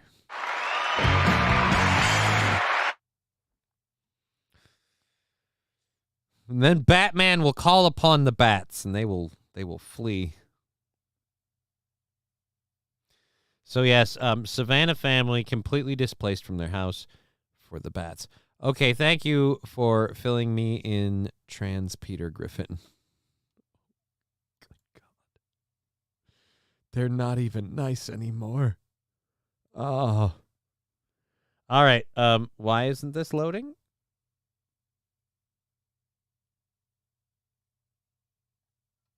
Where's my story? If you will not give me my story, I will move on, dickbag. Because we had a story about a Wilmer man dying after a deputy hit him with a taser. And we were going to make a joke about the police in Minnesota never catching a break when it comes to killing people. They reach for the taser, accidentally grab the gun, finally grabbed the taser, still killed the guy. When can they get a win? All right, thank you for the 250 channel points, Egg Picker. That's super nice. We've got a 2-hour show left for you. So let's get our second hour. Ay, caramba, I get it. You're gassy. All right, so let's drop the audio a little bit and clear out the first hour stories and load our second hour stuff. We're going to be, for the second hour here, we're going to be talking a bit about EU leaders and their support for Ukraine, which I don't support Ukraine. I don't think we should continue to support Ukraine, but if EU wants to, fuck it. As long as it's not my money, you do what you want, I guess. Then we've got a story about Boise, Idaho, and a building collapse. So we're going to talk about that. Oh, that's right. We've got to do this. We've got a beautiful story about Connecticut, and I can't wait to talk about it. All right, where is that there? And then, we've got the two stories that were responsible for the title, the tampons and the grenades. And then we have this one, which is a, we have something that somebody made from a year ago that I found that makes me chuckle. And so we're going to play that and laugh at it. And then we're going to catch up on the story we did. Was it yesterday or the day before? We talked about the migrants that were beating the crap out of police officers. So one of those suspected people has been released, and well, they just make a great accounting of themselves when that happens. So we'll cover it because it'll be fun. All the audio's done. There we go.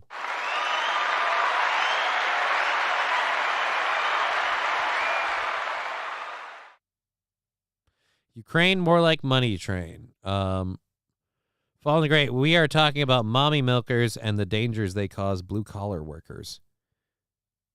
Anime cowgirls with big mommy milkers should be banned too, says Egg Picker. Why? I used to mod for a cosplayer on Twitch who did that, and she'd show me the DMs she'd receive. It's bad. Who did what? Play an anime cosplay girl? I've got bad news for you. You play a sexualized person at all, a woman on the internet at all, a sexualized woman on the internet at all. I bet Pokemon has some crazy DMs for you, and she doesn't even do that crazy shit.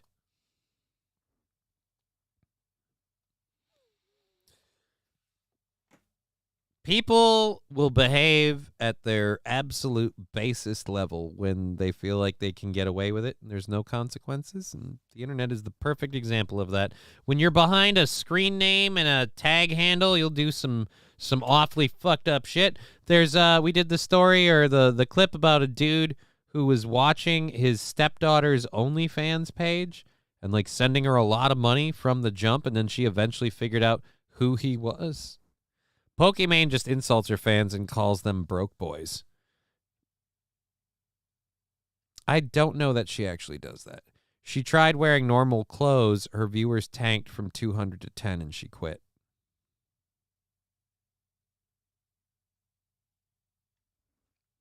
Again. You can call my show small. You can say whatever it is. You can say, oh, you don't really do a show. You don't really have an audience. Whatever. I don't give a shit. My point being, I have a supportive audience that keeps me going, and I'll never have to worry about switching things up to tank out. Because I tried doing my show idea that I had. It didn't really work out. I ironed it out into this, and I don't know what I would change it up to.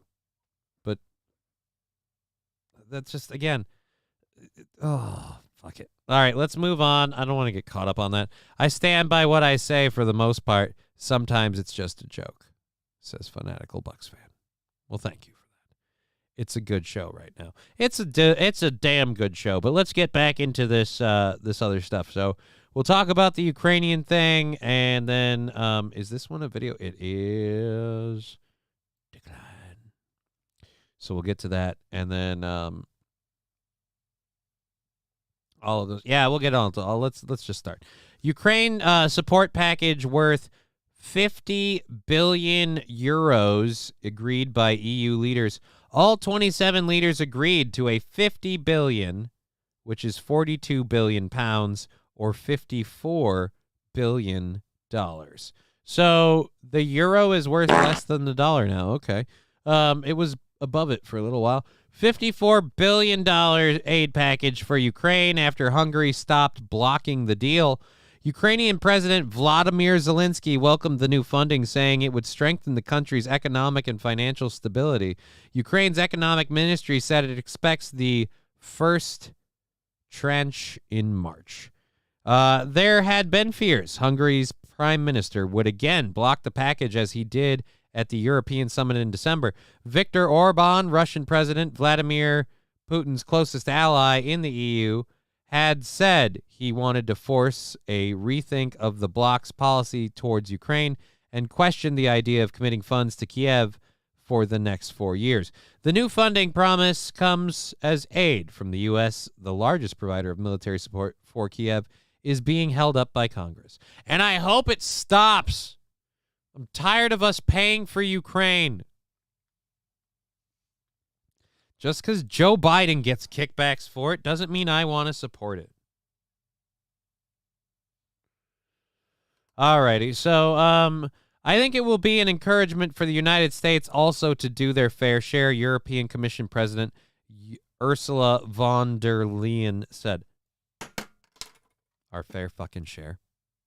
Our fair share? This is what? Your first 50 billion?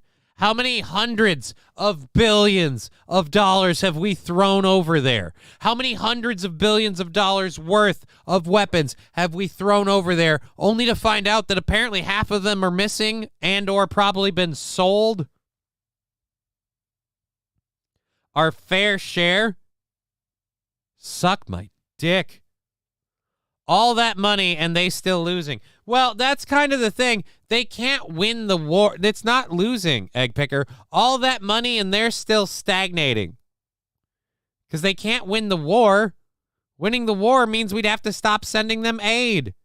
They wouldn't need aid if the war ends. They wouldn't have a reason to block elections if the war ends. The whole money laundering, funneling it to Biden and Zelensky and all these people involved in it probably some of these EU leaders too. They're probably all getting kickbacks. My point is that whole thing, sucking the wealth out of, their country and their people and funneling it to these people, that all ends if the war ends.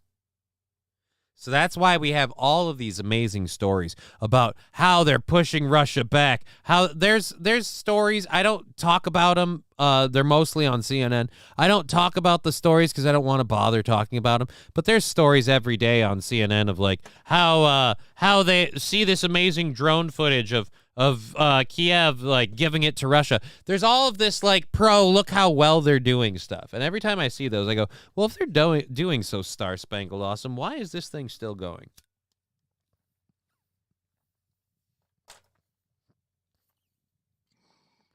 But again, the way a pyramid scheme or whatever works is you keep going until you either get caught and stopped or until your marks are dead, drained, or catch on. And so far, we haven't caught on, and we're not drained, and we're not dead. So guess what they're going to keep doing?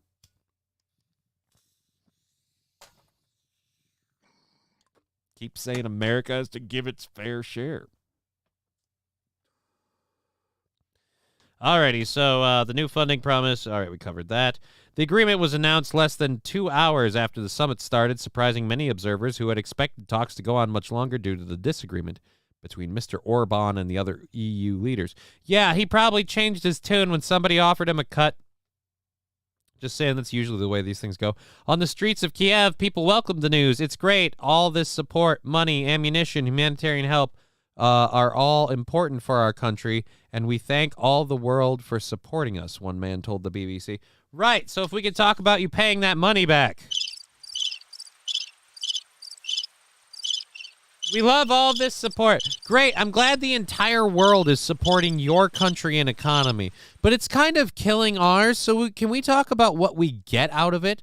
I watch RT News twice a week, so maybe I am biased, says Egg Picker. Maybe we're all biased. I'm probably biased. Here's proof of Pokemon calling her fans broke boys. If this is the thing I think it is. When people... Okay, so this is by the guy called Motherfucker. He has 2 subscribers, so this is interesting. The guy has 2 subscribers. I don't know what this is in the background, and then we've got a video. I will tell you already that, what is it? There's a streamer who made fake deep fakes of Pokimane, put them out, said they were fake deep fakes, and everything, and like told her about them beforehand or whatever, like, and said some of the same kind of shit. So I don't know if I'm gonna buy this or not, and even if I do, it's not. Even if this is real, it's not. Yeah, but that's reverse psychology. She gets more simp donos that way. Right. She might get more donos from the fake tweets going out and the guy going, yeah, they're fake and people can fake shit. This is not fake. It actually happens, says Saint Caesar. All right, I'm going to play it. It's 20 seconds. It's short enough for me to play it. But I'll tell you before I play it, I still don't care. It's not whether or not I give a shit won't change anything. Whether or not this is real won't change the people that support her. But all right, let's watch her call her fans broke boys. When people are like, oh my God, $28 for cookies? It's 4 bags. That's $7 a bag. I know math is hard when you're an idiot, but like if you're a broke boy, just say so. Anyway.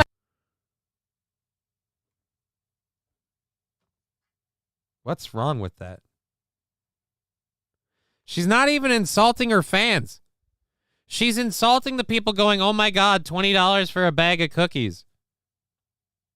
I have zero problem with that.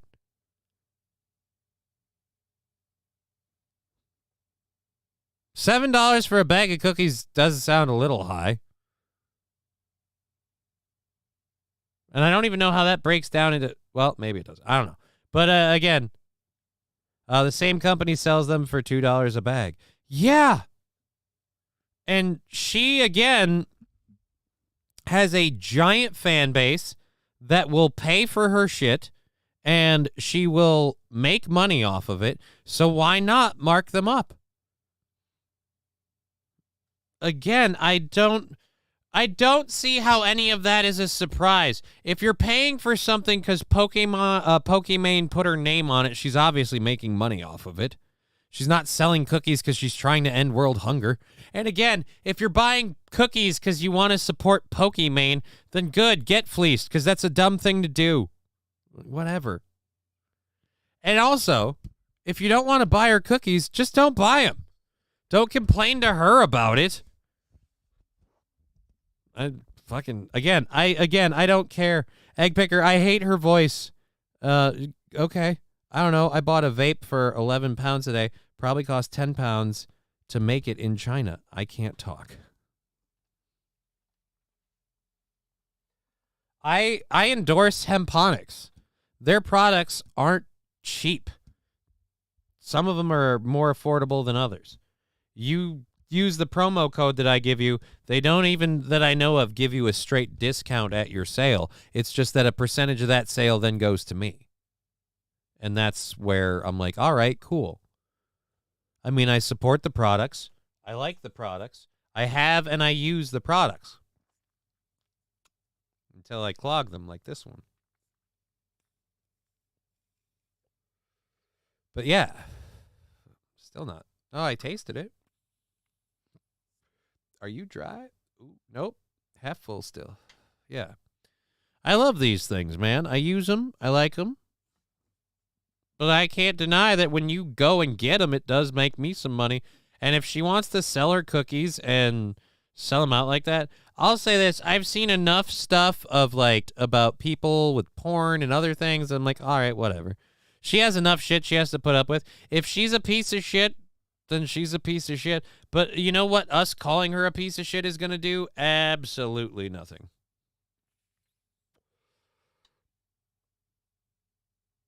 Egg Picker, everything's marked up when we buy it in shops. I see the point. Not everything. Lab Glass. I've been called way worse by Johnny. Yeah, but that's because you pay me bits and tell me to do it. You're weirdly masochistic. All right, so enough about that deal. F that. I will say this. The CBD vapes dry me out a bit. The solutions do. The vapes do. Maybe the weed vapes do too. I don't know. I have to check it. But let's go into other shit. Let's keep going. We've got an hour and 45 left in the show. Thank you for watching on Twitch, YouTube, and Rumble. We really appreciate having everybody here. If you're having a good time, click the thumbs up. Help grow the show. That'd be cool. Let's get to this story out of Idaho. Apparently a hangar collapsed in Boise, Idaho. A hangar in I prefer smoking to vaping. Normal vapes, dry mouth, me too. I can get dry mouth by smoking, but the dry mouth can be avoided with the smoking when you use like say like a rig like this where the glycerin keeps the water cooler just naturally, and then you can freeze it to super cool it. It's nice when you do that. I like to do that before raid night stuff and things like that. Get it nice and chilled. Anyways, let's get to this story. Smooth. Yeah, dude, it's good to smoke regular because I live in a basement, so it stays cold. It's good to smoke like that. But when you freeze the damn thing, it's the smoothest smoke you've ever done. Like, you're not going to choke. You're not going to cough. You're barely going to feel it. You're going to inhale and just be like, it's nice. I'm going to ask some people about whether or not I should bring it. All right. Let's go ahead and get to this then. So, again, this is out of Boise, Idaho. Oh, there's no audio to it? All right, let's just cut to it. So a hangar collapsed on the grounds of a Boise, Idaho airport. 3 people were apparently... We had a incident tonight that we were notified about 5 p.m. Unfortunately, there was a collapse of a building that was under construction. So I understand it was a hangar that was under construction. We did have about a dozen people that were impacted. Unfortunately, there was a collapse of a building that was under construction. So I understand it was a hangar that was under construction. Hangar we did have downs. about a dozen people that were impacted as far as being in or around the collapse area. We've had numerous transports on this, and I'm not going to get into the condition of individual patients because we're trying to get a hold of all family members and so forth. Yeah, there was a large-scale collapse of the building, the framework of the building. I don't know what caused it, but I can tell you that it was a pretty global collapse that occurred. The main structural members came down. It was fairly catastrophic. We've accounted for everybody that was in or around the collapse area. We did have some that goes on a ways. Oh boy. That were challenging, and that there was hoists and so forth that our technical rescue team made entry and were able to rescue those people. All righty then. To quote Ace Ventura. That is rough. Oh, the great aliens. It was aliens. Was fill some holes. Bad bolts. I mean, I don't know. God damn it, Bobby. It was Bobby Boucher. Gotta take care of your hang low. I don't know. That hang low is now to the floor. Oh boy. First the airplanes, now the hangars. Our entire way of like air travel is apparently falling apart. Planes are breaking. Now the buildings the planes go in are breaking.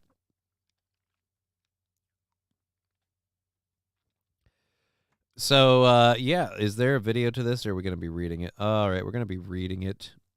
Well, that'll be fun. All right, was it a Boeing hangar? Must have lost some rivets. See, it turns out that the buildings are all built on this spring-loaded contraption that has a safety pin in it and then 4 bolts holding it together. Now, if those safety pins come out of those bolts, there's a problem because the bolts could come out. And the problem if the bolts come out is one good shake, and this thing will actually eject and cause the entire building not just to collapse, but to actively sprint towards the ground. It's crazy. It's spring-loaded to drop like a trap. Why? No idea. Seems horribly unsafe. Totally is, but yeah, fuck it. What are the odds that some guy forgets to put the safety pins in?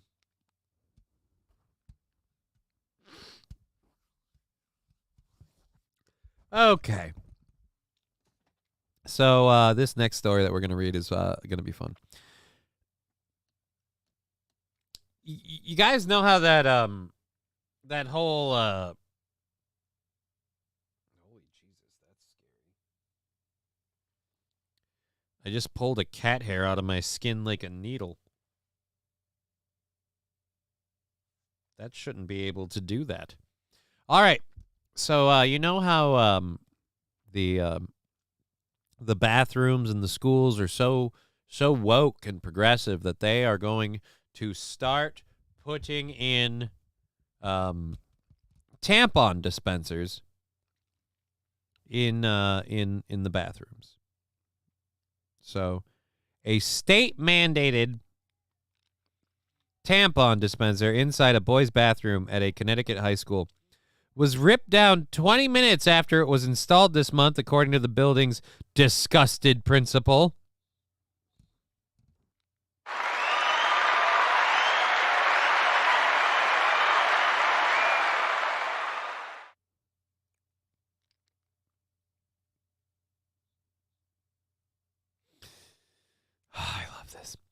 Okay, so the dispenser was placed on, and I love that we have this amazing amount of information.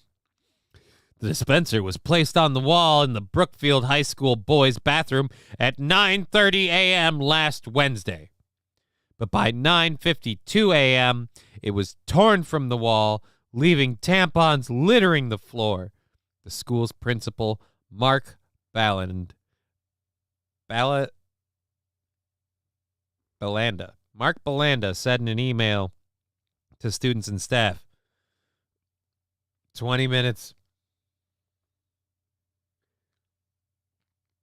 There's a picture that's been making the rounds before it was torn off the wall. And for those of you who can't read it, I'll just read it for you. Tampon dispenser in the boys' bathroom and all gender bathroom in one day. This school needs to be stopped.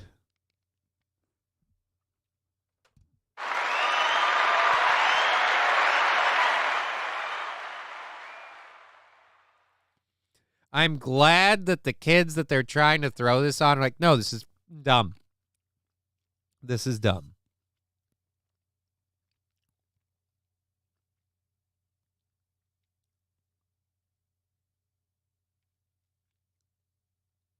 Oh, boy. I am aware that the law says men's bathroom, but the actions today that led to vandalism and destruction of property were the work of immature boys, not men, Balanda stated. And the people that would devolve this to something so baseless and stupid as saying it's immature to rip out. Right, it's immature. But it's not immature to rip out a man's penis or a woman's vagina if they want to change their gender. That's not vandalism of any kind. So, all right. Students should not resort to vandalism when they don't understand something, he said. No. They shouldn't have to resort to vandalism to oppose something. They shouldn't have to. But then again, students should not resort to vandalism when they do not understand something. Belinda said, ask for more information, use your words to start a dialogue rather than using your hands to destroy something. In this particular instance, if you have questions, please let me know. They don't have questions. They have a simple statement. It's fucking dumb and they don't want it. You need to learn to stop pushing this crap on people.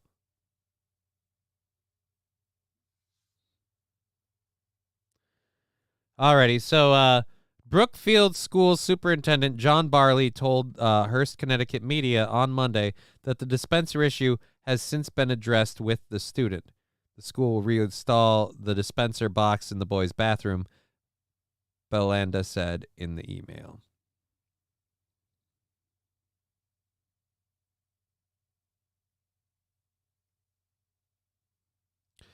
So again,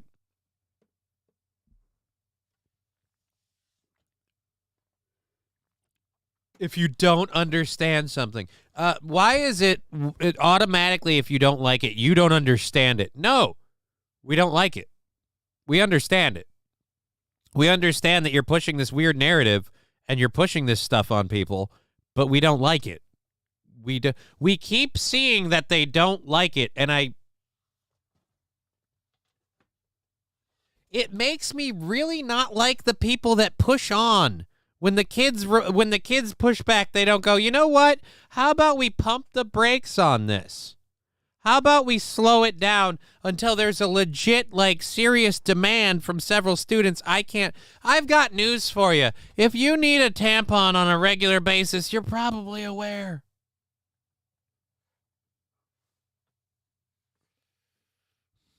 Boys wanted a gas-powered tamper. I don't know what the heck that means. You mean a gas-powered tampon dispenser? I don't know why. Again,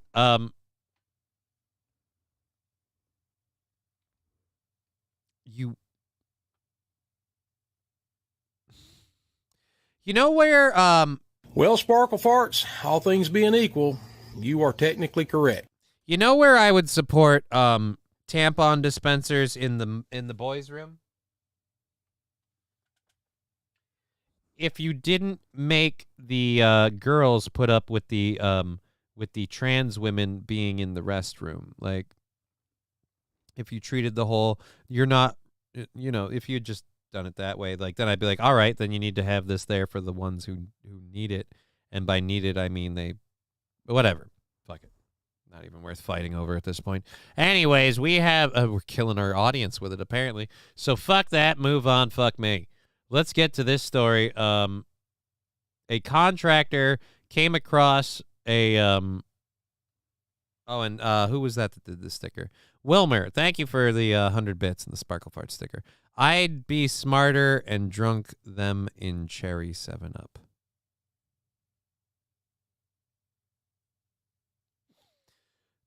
Again, if you're someone who needs or wants to use tampons or needs to use tampons, whatever, you probably have them on you for emergency situations.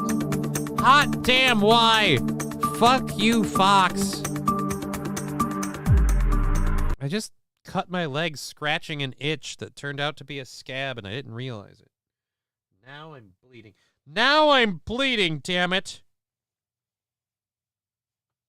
I bleed for this show. Unintentionally, but I totally bleed for this show. Real blood. Real blood. Alrighty, so a contractor recently came across a historic discovery as he was renovating a client's bathroom in Seattle, Washington. Vadim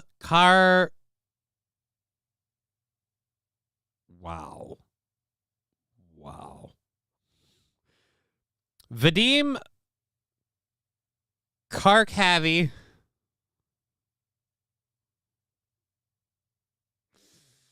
Vadim Karkhavi, who works for Polar Bear Construction, was ripping out a bathtub when he saw a grenade between the studs. Cairo 7 reported. Well, wait a minute. Where's their report? Cairo 7 News. Let's go here. Do. Congrats, Johnny. You became a woman. No, I did not. It's on my leg. I scratched an old scab on my leg. Okay, that is what happened here. There is no. You'll be a woman soon, girl. Now. Where is it? Here we gotta go like this. Copy and go to Google. And Google, we're going to go like that and like this. And Cairo 7 News, grenade, enter.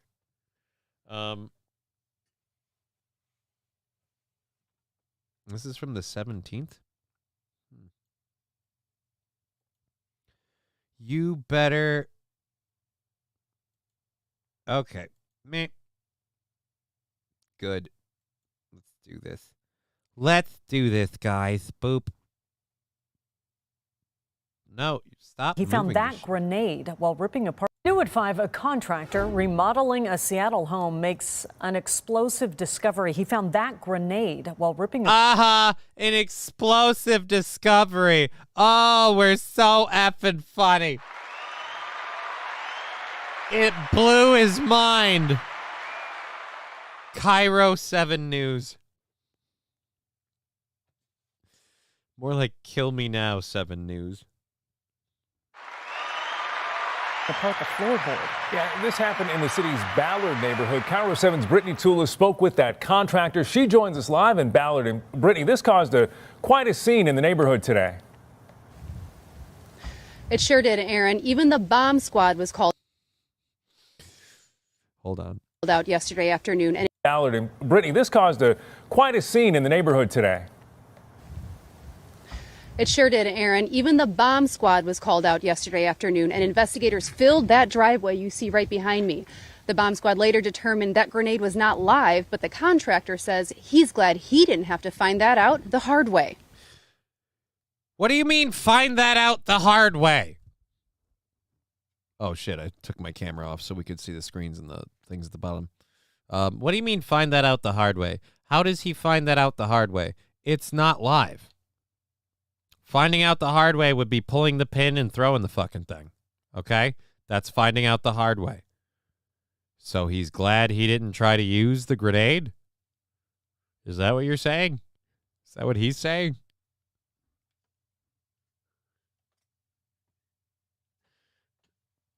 Fall in the grave. Who finds a grenade and doesn't just pocket it? Oh. Why didn't you keep it, man? I mean, dude. Motherfucker, you found a grenade, man. Like, I mean, the bomb squad.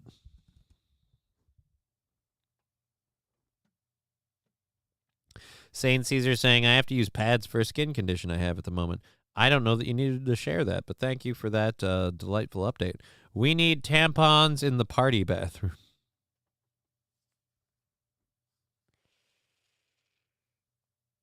Again, the tampons in the restroom thing. I can understand vandalism is vandalism, blah, blah, blah. But I hate... Oh, thank you, Voice Crack, for sucking the masculinity out of that moment. I hate... That one was deliberate. I hate... Maybe that's why it happens. I hate that the guy doing this, oh, if you don't understand... No. Just admit that they don't agree with you. They don't like it. Like, if you could be honest about, look, we get that you are opposed to this ideology and you do not agree with these actions and things, and we can appreciate that, but we'd rather have a discussion than vandalism. Like, that's an appropriate way to behave. Because if you don't understand, it's not about not understanding. You don't understand. Some people are vehemently opposed to this for a variety of reasons. And it seems like you're kind of forcing it on people. My first thought was to get out of there. This is why Vadim Kharkovoy hightailed it out of the home he was hired to remodel. Kharkovoy? He says he was working on a third-floor bathroom when he ripped up the bathtub and saw Kharkovoy grenade between the studs. I rushed out of there, took my breath, and actually went back in and recorded the situation. And I zoomed in on my phone, took a closer peek. I'm like, that's an actual freaking grenade. That's an actual freaking grenade. Yeah, it's a grenade. This bomb is live and not mobile. Odds are you've had a bubble bath next to this bomb. And the trigger man is one of your bath toys.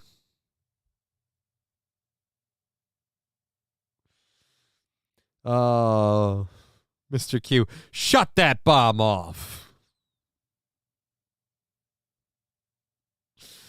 Find 2 more for some real entertainment.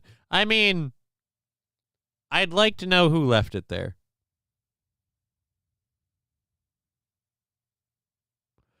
Chevy JB, bats only need a dime-sized hole to get in. Used to get them before I sided my house. Also have a bat house in the backyard. Love watching them eating bugs at dusk. Yeah, I want to get a bat house on my garage, on my unattached garage. I want to have a bat house on my unattached garage, just because I too enjoy watching them mofos eat bugs. I like the bug eating aspect of the bats. So again, contractor, grenade in the wall. What a pussy, man! If it's been sitting there like that this whole time, then odds are good that you can, like, handle it and move it and use it. If it's been, well, use it. If it's been sitting there this whole time, I mean, you can probably fuck with it. I was probably 2 feet away from it when I seen it. Finding something hidden and long forgotten in walls and floors is something the Polar Bear construction owner has seen a lot of in his 10 years of work. Usually, it's old magazines or newspapers. But nothing like this. This was big. Nobody knew. There was a little compartment that was found after we demoed the bathtub in the back of the closet. So somebody actually opened that little compartment and put it back there. Seattle Police's bomb squad came and took the grenade. They later found out the grenade was not live. Vajim says he lost 3 hours of work that day, but he'd rather lose time than potentially lose his life. Again, from what? I don't mean to be too much of a dick here, but old grenades have a better safety record than electric cars.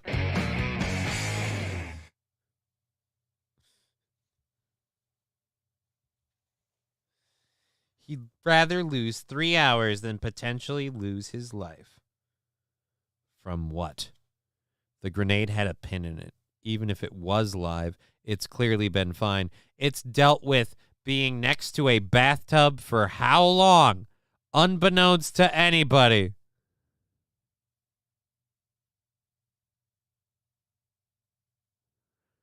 My wife woke up with a bat on her arm. We had to go home. From where? I don't understand. Where did you... Okay. You went home. There was a bat.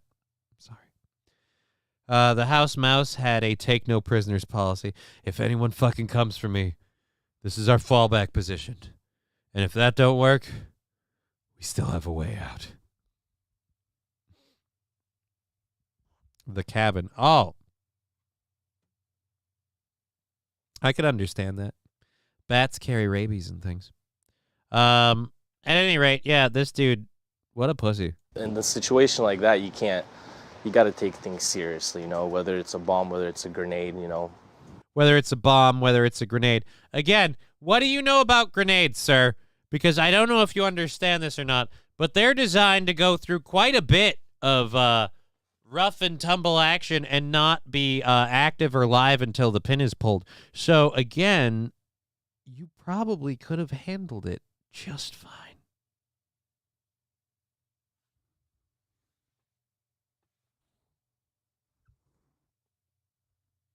Probably could have disassembled it pretty easy, too. Could have fixed some problems, if you know what I mean. It's an explosive. I got kids in a... No, it's not. It's not an explosive. It wasn't an explosive. It was a possible explosive. But again, most explosives are stored in a way that they're pretty much inert. This one in particular isn't a problem until you until you lift the fucking handle and the fuse gets ignited. My wife at home, so I'd rather play it safe than sorry, you know. I'd like to come home in one piece. Yeah, when that grenade pulled its gun on me. Shunt, pull the pin. Yeah, dude, if you pull the pin, it's still not live. It's not until you release the handle and it flips up that it strikes the internal thing and the fuse is going. And then she's bound to blow. But again, if someone licks my handle, Johnny, I explode, says Jolly Green Dickhead. I probably really fucked that up. I love having a speech impediment. Isn't it awesome? All right, so that was the ballad of the dude finding a World War II grenade. So there we go. The ballad of blows up in your face, Scruggs. 7 minutes until 4:20. Has this thing finally stopped? Can I stop holding the tissue to my leg? Maybe just a little bit longer there. That's loaded, so we don't need to do that. We can use that for that. All right. That's a caption. Oh no, is this a video? Nope, that's just that. All right. No, I want to read more. Oh, there's a video. There's a video. Do do do do. And I'm gonna play it. Do do do do. Playing above. Why you mean? Why you what? What you mean? What you talk about, Willis? All right. Goddamn. Oh my. Oh hell yes. This is fucked up. All right. Oh, these are all video related. Okay, cool. So let's go ahead and get into this. First one. This is an older one. We're going to play this just for a little bit of a laugh. This is from a year ago. Again, for the people that tell us we don't need to question our current people, or the people like, oh, Biden is better than Donald Trump. There's no Right. Donald Trump is a huge piece of shit. He does talk out his ass. He lies prophetically, almost like it's a compulsion or psychosis thing. I don't know. Anyways, he does it like whatever. He lies like crazy. Talks out his ass. I've hated these things for years, but also these aren't new. He isn't doing these behaviors like new behaviors. This isn't something we've seen on anyone before, but we saw it a while ago. But just remember, this election season. Power. It is noteworthy that the percentage of women who register to vote and cast a ballot is consistently higher than the percentage of the men who do so. End of quote. Repeat the line. Damn it! Who typed a question mark on the teleprompter? For the last time, anything you put on that prompter, Burgundy will read. Women are not without electoral and or political, or maybe precise, not and or political power. Do you even know what you just said? Oh, great Odin's raven. I love how they put that on there. All right, put a tampon on that wound. No, it's just a tiny little scratch, but it's one of these things where, like, it's like a... Oh, God, as soon as my leg aims down, it just started getting worse again. It's one of these things where as soon as I move my fucking leg, it starts fucking going. Just...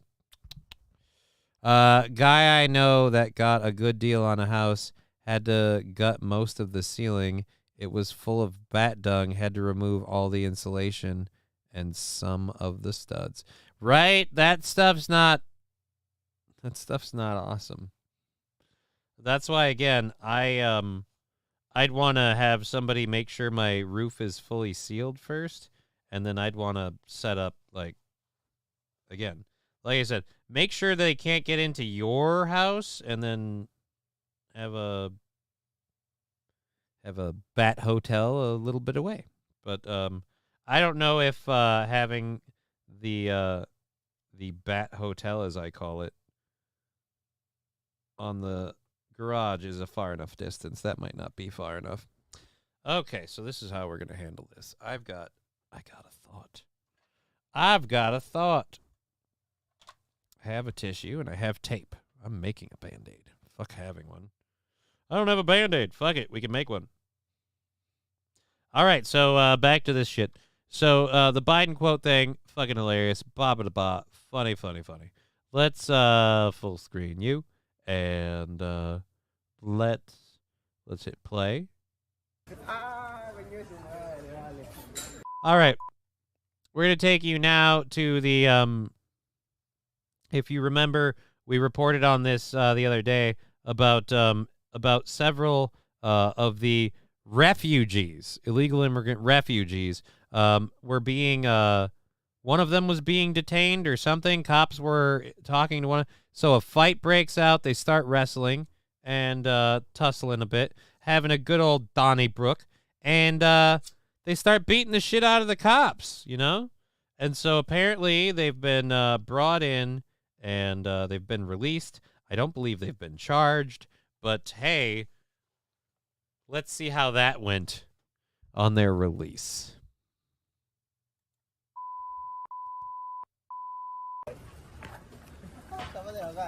If you're listening and not watching, they're saying shit and flicking off the camera, covering their faces and flipping the bird. People are trying to take pictures of them. You're wearing a mask, you stupid son of a... Go yourself. The only way that makes sense is if it's for the smell. Otherwise, you're a pathetic human being at this point in time to be continuing to wear a mask after even the people who told you to wear a mask have come out and been like, yeah, we kind of just, is there facts? Is there science? I don't know. Ugh. What? I don't speak English.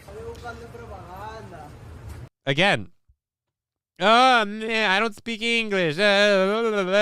So can we deport all of these assholes? That's the way this should go. If you get arrested for behaving like this, guess what you don't get?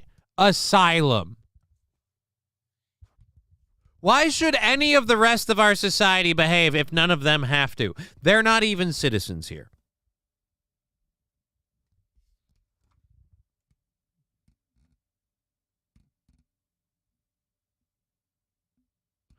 Take 2 teaspoons full and find report back. Doesn't guano have healing properties? I don't think so. If someone... all right. Find out and report back. Oh, that's what P. Salty's saying. All right, was fill some holes. Call 911.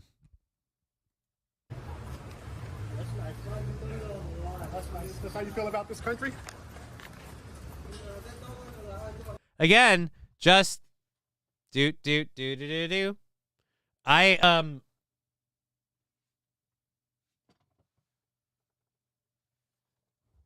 I don't like the border situation. I don't like the open border situation. I don't like the way people can just pour through it. But I feel like even if I was fine with that, I would still be very firm on the line of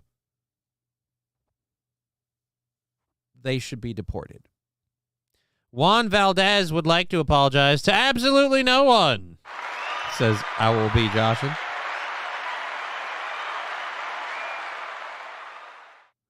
But yeah, Chevy JB, like I said, I want to have a bat house, but I want to have it a what you call a fair piece away from the actual house, but I only have so much.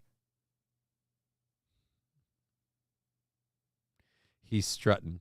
Oh, look at my strut. Do. God damn it, now I've got that song in my head. Oh, that was the end of that. Oh, fuck me. Well, let's go back. So again, migrants that beat up a police officer. Middle fingers. Even if you were wronged by the cops, I feel like you'd just be like, whatever. Just not. And again, released without bail. I don't think any charges are pressed. Like, I mean, are you effing kidding me?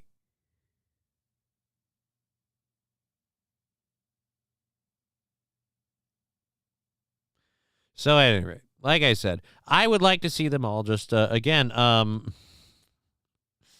you know what? I hate to say I'm starting to agree with this man, but I think maybe he had a point when he said, I want these people segregated. Especially if they're fucking committing crimes. How are you out of jail after beating a cop? You would think that would be something that you wouldn't be released for, says Mr. Q. Yeah, but they're illegal immigrants, so I guess you can't arrest them for assaulting a police officer. Again, we watched the video, we saw it, but you're not allowed to do anything about it, I guess. This is the thing again where I'm like, no, this is something that like literally needs to start getting solved. Like we need to start holding these people that commit these crimes to account. And at the very least, even if it's like as simple as beating up a cop, yeah, you get deported. You're guilty of assault, you get deported. We got a group of people who apparently gang-ard a girl in a park. I don't know what the heck they get. I'd like that to be capital punishment, but that's just me. Say an increase in gun thefts from cars is leading to more violent crimes being committed with stolen weapons. Police say the most recent case involved a 19-year-old who shot and killed a 30-year-old mother of 4 at a Southwest Atlanta McDonald's. Investigative reporter Ashley Lincoln spoke. All right, so let's take your bets. It's a Atlanta McDonald's. By the way, did you notice that she just said illegal handguns?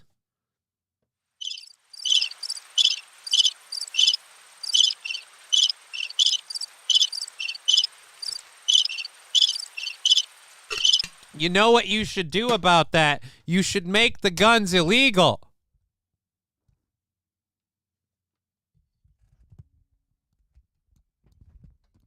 If the guns that they have are illegal and you take them away from law-abiding citizens, how do people defend themselves?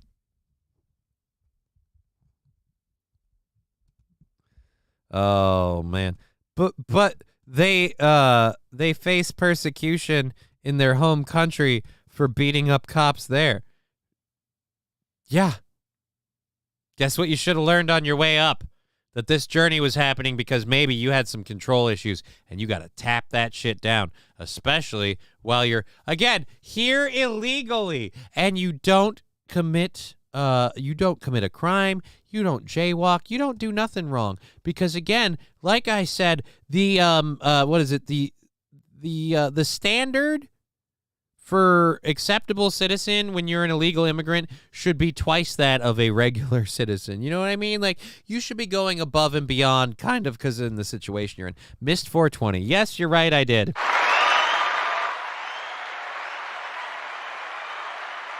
Let's again, I'll make up for it during this segment. Let's again go back to this video. An increase in gun thefts from cars is leading to more violent crimes.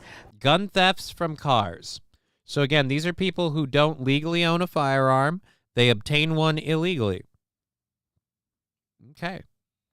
Being committed with stolen weapons. Police say the most recent case involved a 19-year-old who shot and killed a 30-year-old mother of 4 at a Southwest Atlanta McDonald's. Investigative reporter Ashley Lincoln spoke exclusively with police about this crime trend.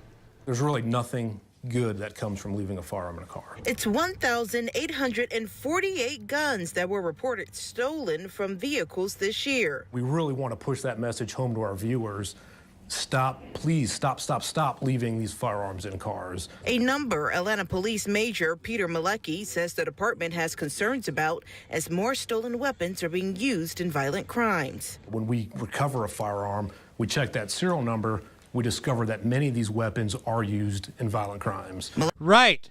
Because again, violent criminals don't go to gun stores and purchase them legally. Because especially if they're repeat offenders, they're not allowed to. So these guns were stolen from probably law-abiding citizens. So what's your solution then? Just completely ban them? All right, fine. So these criminals are going to have to find a new weapon. What do we do when they pick the new one? You know, what do we do with the new one? We ban that? Do we just keep banning everything? You can't ban human behavior. Bad people do bad shit, and they'll find a way. If you put them down to it, they'll go buy a sword at Home Depot, and they'll fucking freedom your ass. Lucky says one of the most troubling cases happened this week at this West End McDonald's. Police say 19-year-old Tanaya Evans shot and killed 30-year-old Tamanika Woods after an argument.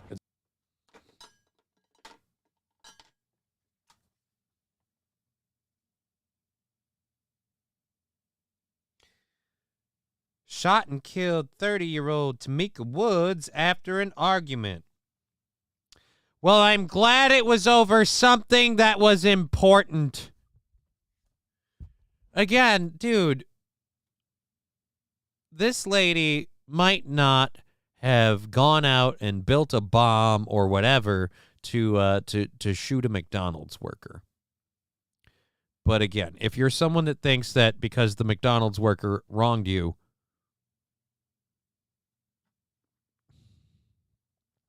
Fallen to Grace says, Johnny, I think we should make stealing weapons illegal. Oh wait, we already did. That's why the gun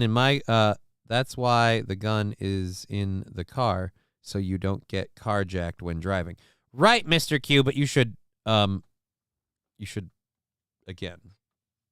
Missed 420, sad day. Yeah, dude, I'm sorry. All right, I'm doing a show. We're doing a thing. We've got an hour left. What sauce was McDonald's out of? I have to know.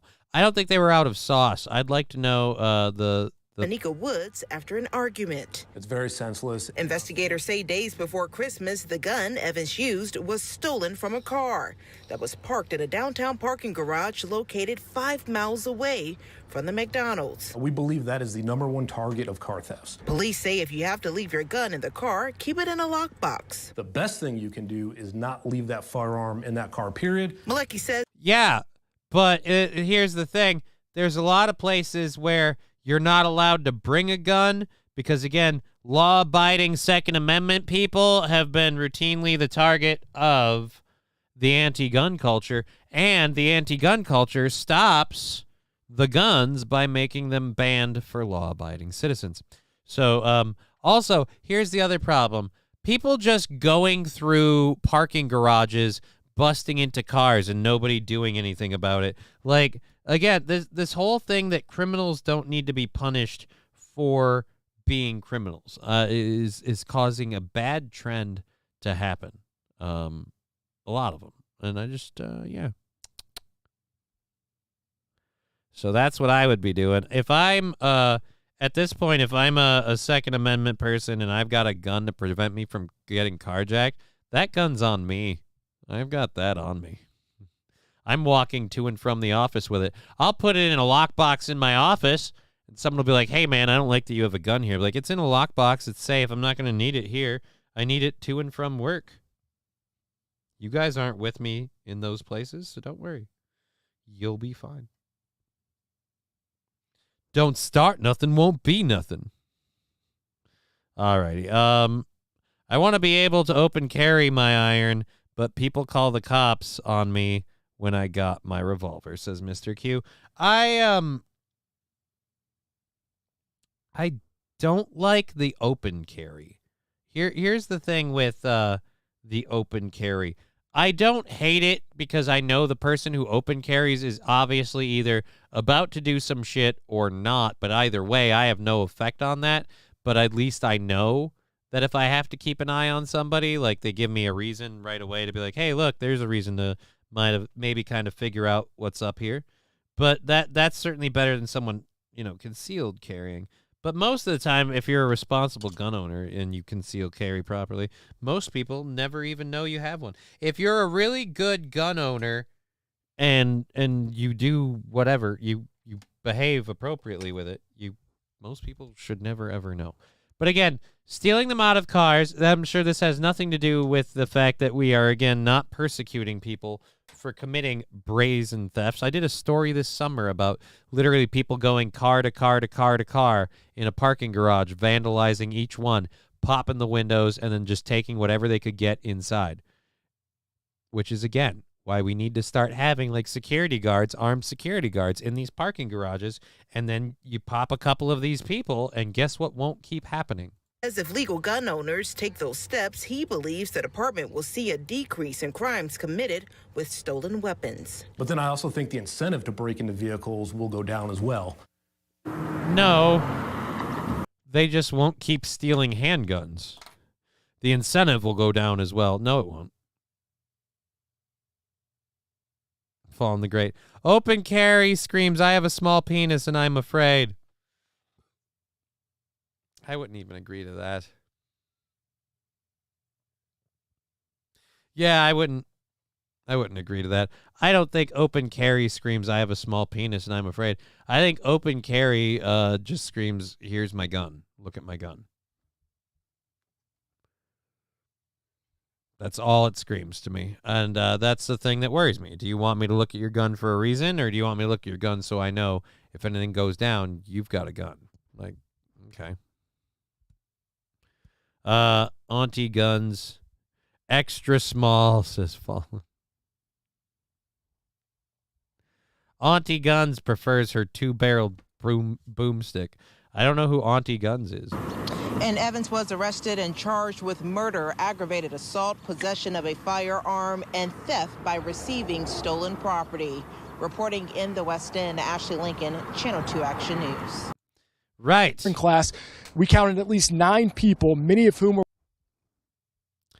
So she's guilty of theft through stolen property. But if we only made the guns illegal. Yeah, Johnny, they want you to look at the gun so that way you look at their. No, the gun's usually on the side. Again, Fallen, I don't know about you. I don't always immediately go, now let me look at their dick. That's not my concern. And I don't think open carry people necessarily have a small penis and are afraid. I think if you're open carrying, you probably just want to open carry. Alrighty, let's get enough of that. That's oh Jesus, we have an hour left in the show. We've got our third hour stuff, so let's clear that out here. We've got a story about let's drop the audio quick. Got a story about Donald Trump and his super PAC money. And I'm weirdly, again, going to be defending Donald Trump.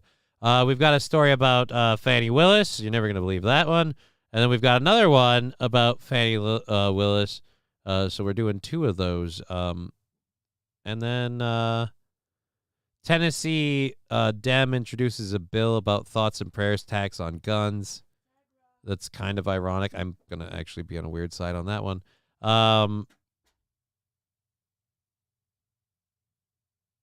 Hospitalized, including children. Oh, yeah. The corrosive substance thing. We're going to talk about that, too. All right. So this is heavier stuff. I maybe should have thought about this when I structured these. So, oh, wait, but the last one is going to be so good. The last one we're doing no matter what.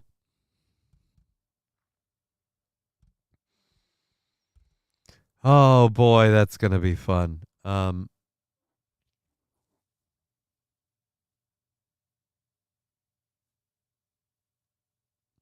Alrighty, so let's get to the first one. Meh. All right, so this one is reported by ABC News, and I don't know how they're reporting this, but I know how I'm about to feel about it when I say it. But here we go. Trump spent more than $50 million of his PAC and super PAC money on legal bills in 2023. The former president could face even higher legal costs this year. Amid mounting court battles, former President Donald Trump's legal fees cost his political fundraising committee more than $50 million in 2023, leaving his leadership PAC that once boasted a $100 million war chest with just $5.1 million in the bank entering 2024, according to his latest campaign disclosures. And those 2023 legal bills came before Trump last week was ordered to pay writer E. Jean Carroll $83.3 million in damages for defaming her in 2019. Trump is appealing both the jury verdict of defamation and the subsequent penalties imposed by a second jury. Right, I would appeal those two, because again, the second jury was just a hate Trump thing, so we'll stick a big number on it and whatever. So will she get that? Probably not. But anyways, in a separate case, a New York judge also weighed whether to fine Trump as much as $370 million plus interest in the former president's civil fraud trial. Again, it's kind of like they're going after his money. They're trying to, and if they can't get his money off of the legal wins, they'll just bury him in legal fees. And the American government gets to do it because they can pay with your money for their legal fees. So, again, I wouldn't mind the legal pressure we have on Trump if we did it for all of the other big real estate developers on the East Coast and all of the other former presidents and politicians. Can we ramp it up on Biden as much as Trump? All right, as Trump's legal battles ramped up in the second half of last year, so did his legal spending, with his political action committees reporting a total of $34 million in legal expenditures in the second half of last year compared to roughly $26 million in the first half, according to disclosures. Trump's leadership PAC, Save America, continued to foot much of Trump's legal bills in the second half of last year. Entering 2024, Save America, which at one point following the 2020 election boasted a $100 million war chest, only had $5.1 million in cash-on-hand filings showed. The Make America Great Again PAC, Trump's former presidential campaign committee, reported $4.1 in legal spending in the second half of 2023, and the presidential campaign reported roughly $3.8 million in legal bills.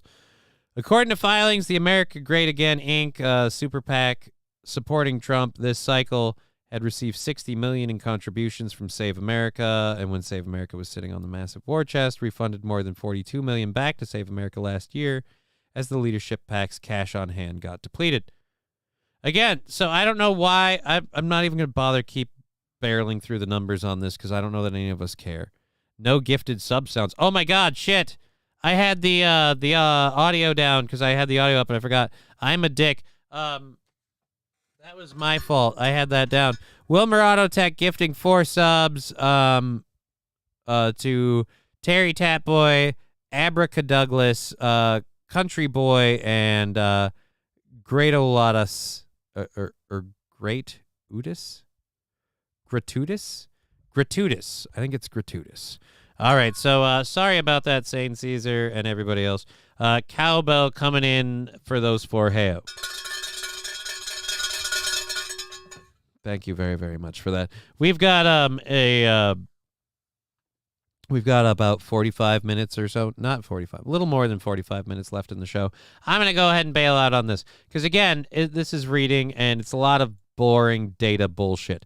And it's, again, kind of pointing out to me that, like, it's kind of the quiet part out loud. Hey, guys, you know the presidential candidate that a lot of people like and a lot of people want and a lot of people want to vote for? He's kind of running out of money because he keeps getting embroiled in legal battles. And not like legal battles like he's arrested for committing a crime. No. More like legal battles like people that have a political bias against him are firing off these legal cases one after another, even to the point where if he's winning them, he's still losing the legal battle money. It's kind of depleting all of his war chest. That's why you don't brag about $100 million war chest. They're like, up those legal battles then. So let's cover this really quick because this is fun. The Georgia prosecutor, Fani Willis, will not recuse herself from the Trump case amid affair allegations, according to sources. Isn't that fun? Isn't that fun? You're a dirty piece of shit, but you get to keep doing what you're doing. Fulton County District Attorney Fani Willis has no plans to step down from the Georgia election subversion case. Right, because if you did, then the next person might decide they don't want to do it.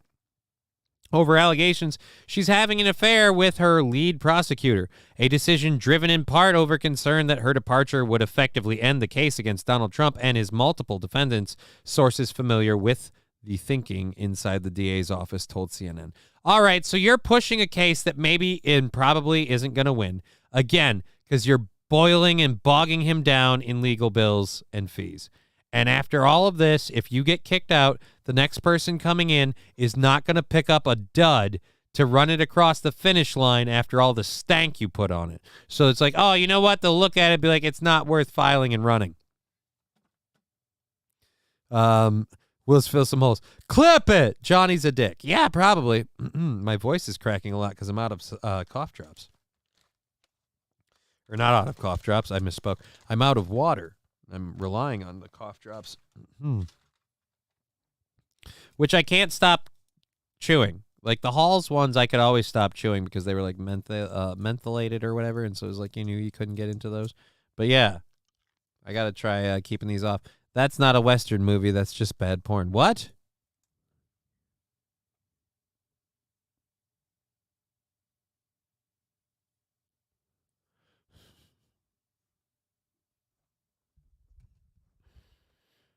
Brokeback Q is bad porn?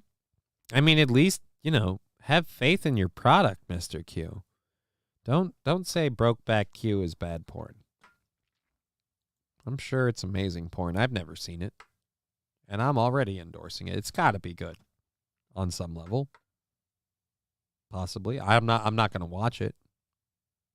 I have no interest in watching Brokeback Q, but I'm sure it's great.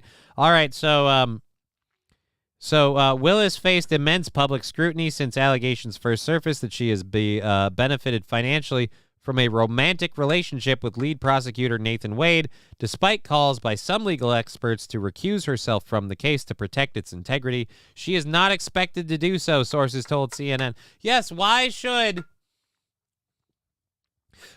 this Justice Department protect its integrity? It's not like it's got a whole lot of it, in my opinion.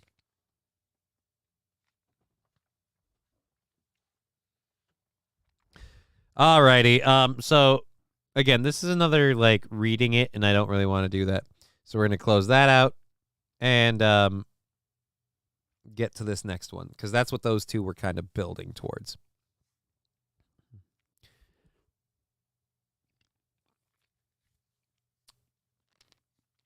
So we're keeping Trump locked down with legal battles to the point they're like, hey, man, between running for president and covering his legal ass, he's kind of barreled himself out of money. I mean, the guy's a billionaire and could probably run for president on his own funds, but again, I say, really interesting. Even if they don't get him on the cases, these continual cases have, as we just heard from the ABC article, kind of becoming the death of 1,000 cuts. It's weird. I don't want to believe that the pro-Trump people are right, that they're out to get him because he's there, blah, blah, blah, blah, blah. But I will say this, if you wanted me to believe they're out to get him, it does kind of look like that. Every time they come up with a new case, and as we're finding out, I've been asking for a while, why do they keep doing it? Why do they keep going back at him when it's this, as many people have called it, like Wile E. me especially, Wile E. Coyote scenario? They're going at him and they keep doing it because they want him to pay the legal fees. Suck up that money. Also, he doesn't have the war chest to fight the Michelle Obama endorsed by Taylor Swift mega vote.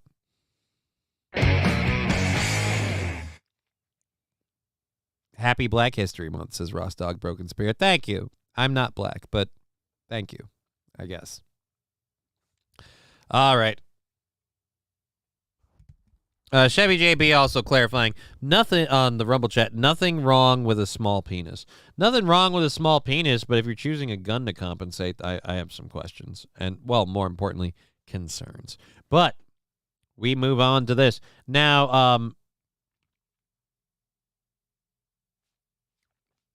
we have a video call. Or not video call. We have a audio file that has been obtained by a whistleblower privately warning Fani Willis in 2021 that her top aide was trying to misuse federal funds. Willis did not dispute the allegations.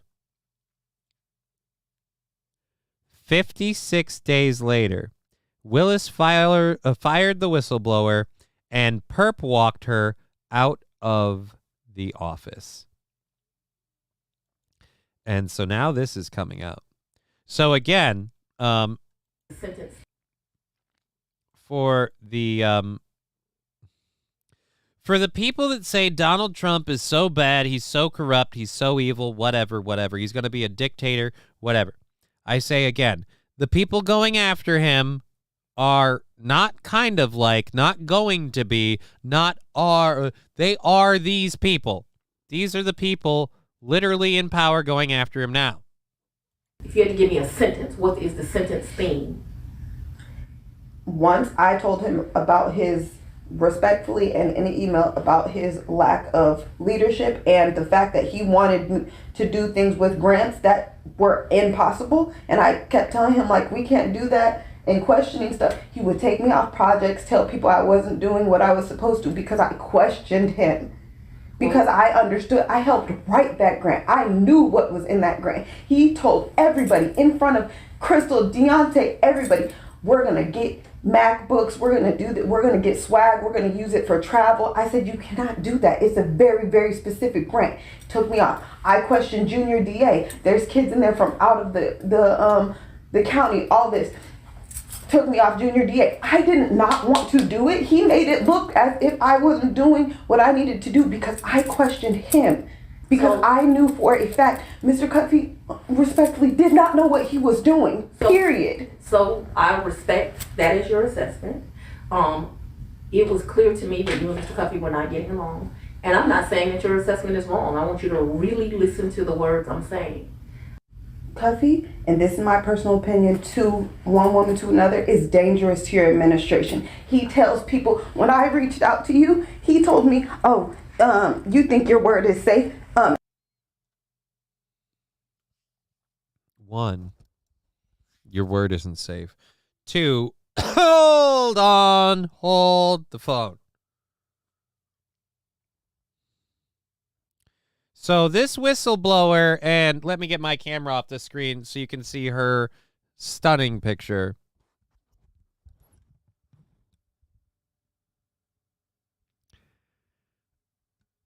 I want to know.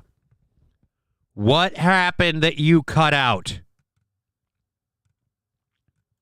And I'm not saying that your assessment is wrong. I want you to really listen to the words I'm saying. Why does it fade? Why does it clip? What are we missing? I want to know what the whamp part is. What is that? What is that? And now we cut to this. I want you to listen to the words that I'm saying. And then we cut those words out. Why? Why did we cut those words out? Why are those words missing? What were the words she was saying? Now I've got smoke. Now you might be a bunch of bullshit. And this is my personal opinion, to one woman to another, is dangerous to your administration. He tells people, when I reached out to you, he told me, you think your word is safe? Exactly when you reached out to Miss Willis, she called me and told me, she tell me everything. So once you reach out to her, she's going to reach back out to me. So I didn't even go to HR, and he put Dexter's name on my PDP, and I didn't even feel safe going to anybody. Can I tell you something? Mm-hmm. I have 3 supervisors that have failed in this building.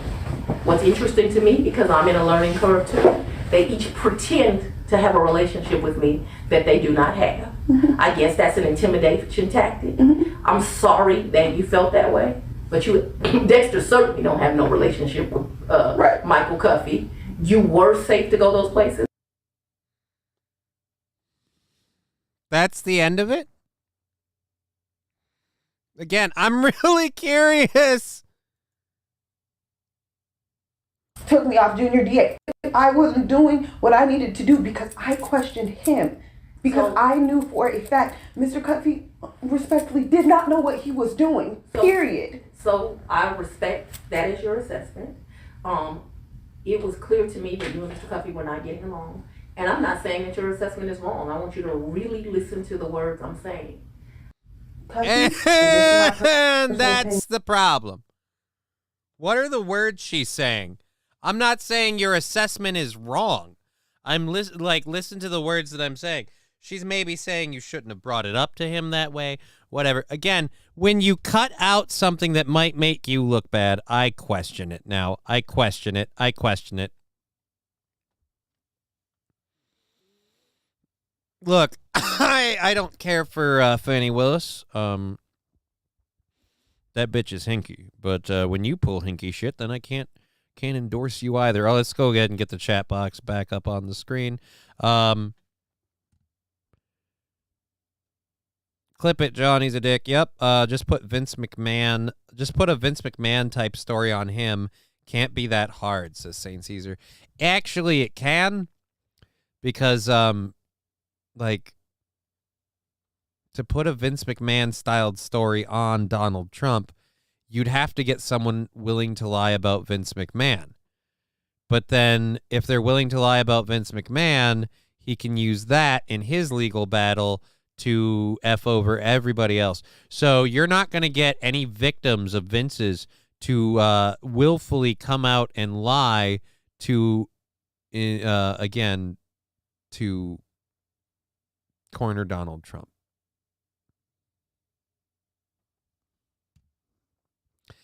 And all you have to do, if you're Donald, is say that they're lies and they're not true. And again, no offense, Donald Trump did work with Vince McMahon and all of that stuff. But at the time, like, Donald was of an age where I'm like, would you really even bother to do anything like that?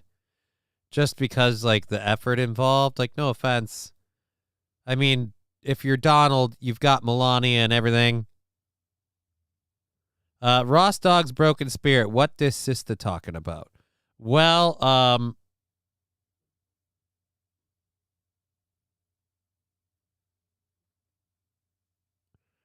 manga, make America not gay again.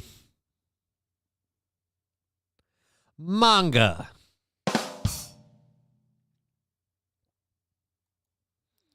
All right, so there's that. Again, so that happened. This lady was fired, what was it? 56 days later. and perp walked out of the office. She fired her less than 2 months after this.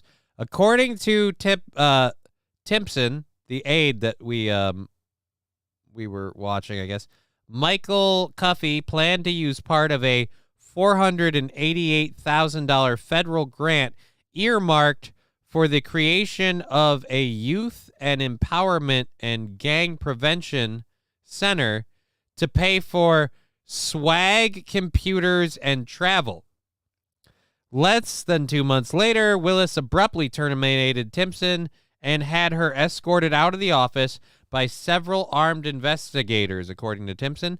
When Timpson filed a whistleblower complaint the following year that alleged wrongful termination, Willis's office issued a statement describing Timpson as a holdover from a prior administration who was terminated because of her failure to meet the standards of the new administration.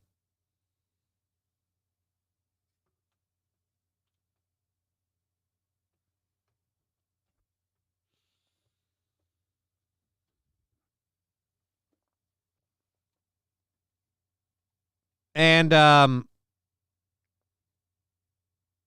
then this story isn't the only allegation of corruption against her. Right. So this experience sheds further... Cheer 100 I am Donald Trump. What those guys said isn't true. With no evidence I will just say fake news. Keep giving me money. Thank you America Kappa. Kind of. I mean, they will keep giving him money, but also, like, it's again...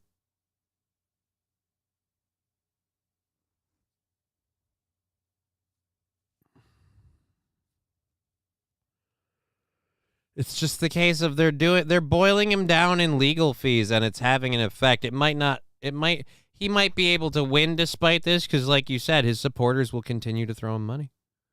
And he can say these things. But do I want to do this? We've got 30 minutes left, and I don't really want to talk about this at all. All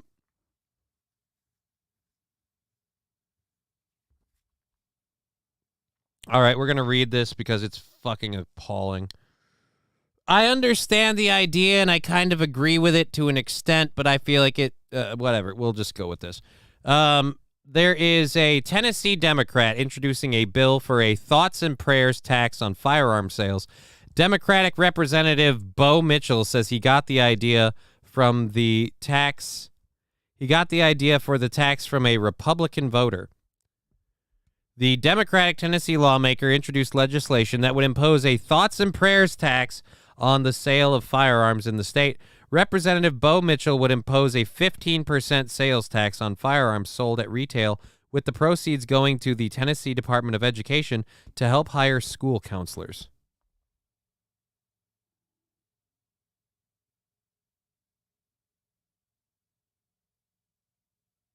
Oh, so there's no way that a whole bunch of unions and other bureaucratical assholes can just suck up that 15% money.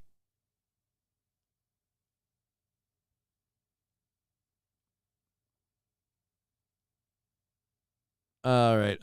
Cheer 100. It's like Alex Jones. Now 99% of his show is verifying himself and flogging products takes away from the coverage of things. They know what they're doing. For school shootings. Again, if I was expecting the money to go to some, like, if it's like for something for shooting victims and survivors of like that kind of stuff. But you're telling me, no, we're just going to put it into schools. I'm sick of this idea that we have to tax things and just throw it into schools. I'm not for a 15% sales tax. So is that like all of the sales tax on the gun? Or are you adding another 15% sales tax to the firearm? Because again, shootings happen. And so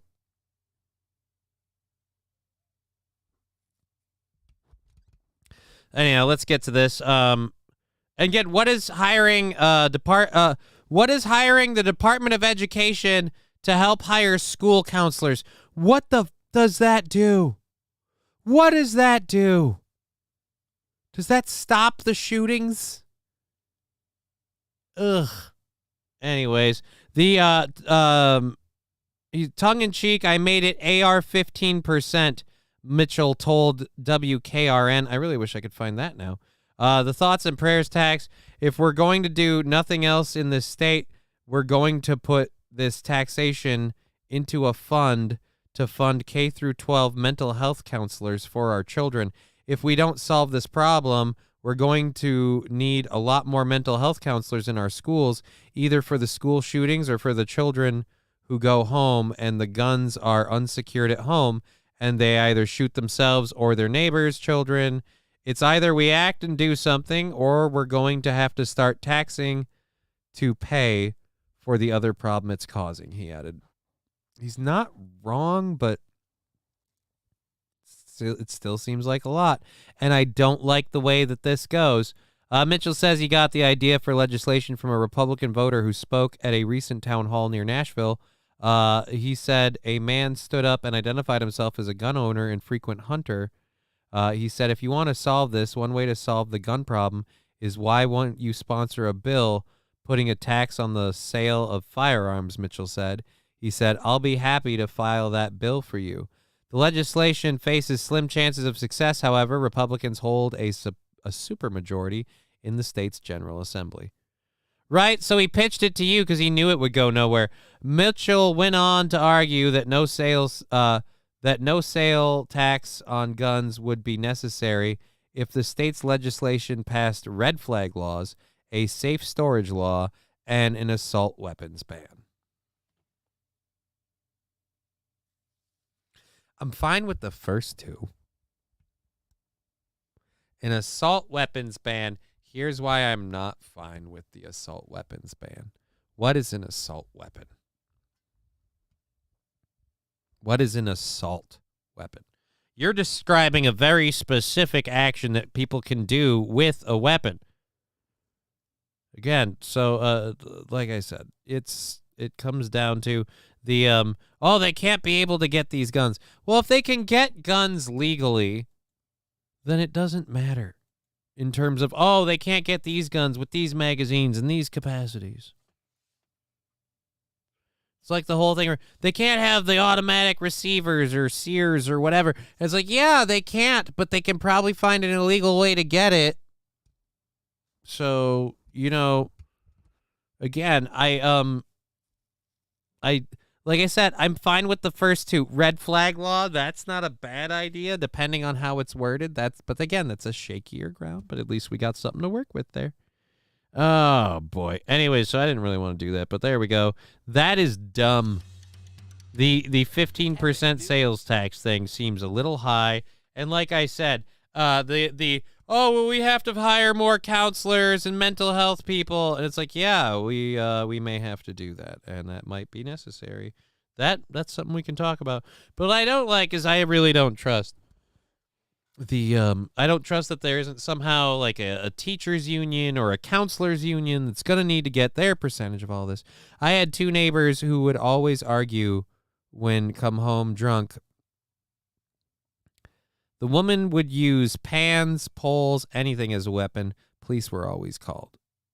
Well, yeah.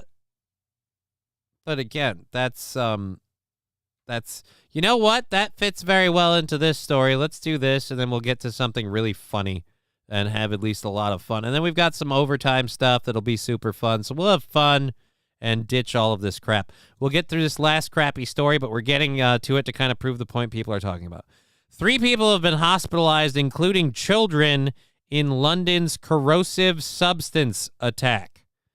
Metropolitan Police are launching a manhunt for the dangerous male suspect. Oh, we've got a video. That's the other reason this was here. Let's go like that. Let's do this. I'm going to pull the audio down for just a second, and so that way I don't mute it on the screen, and I remember to move it up as soon as this ad finishes. And the schools will steal the money. I definitely believe that the schools and the politicians will pocket a bunch of it. Boop, was Phil Simone says. We haven't booped yet. We're about to boop. We're about to boop. Coming in on a boop. Let me boop. They want the boop. Still waiting. Boop. How is this the audio we have? This is the audio? All right. So, that's all we're getting is the view of the car where it apparently happened. All right. Interesting. The area is cordoned off, and this is, again, all we have. And, yep, the audio's up. I have nothing on this. I was hoping you'd be reporting facts for me so I didn't have to do it myself. Let's go back here, then, and I'll do the reading part. So, police in London have launched a manhunt for a suspect after a corrosive substance was thrown at people, leaving a woman and her 2 young daughters hospitalized. The incident happened in...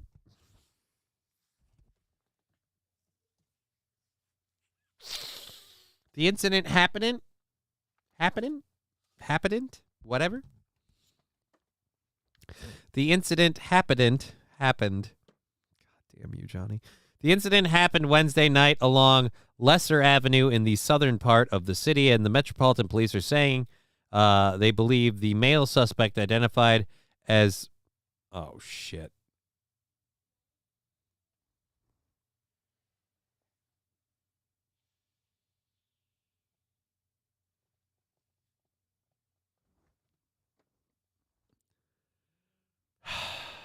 The incident happened Wednesday night along Lesser Avenue in the southern part of the city, as the Metropolitan Police investigators say they believe the male suspect identified as 35-year-old Abdul Shakur Izzetti and the woman are known to each other.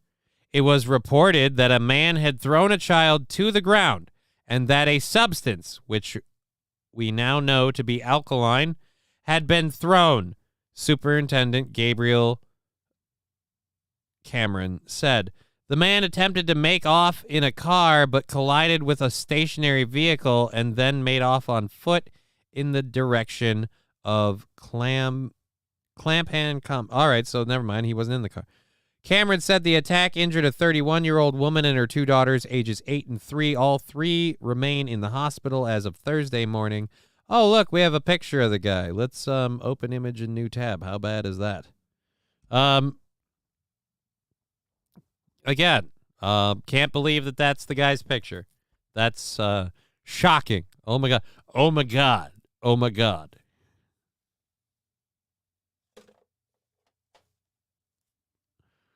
Oh.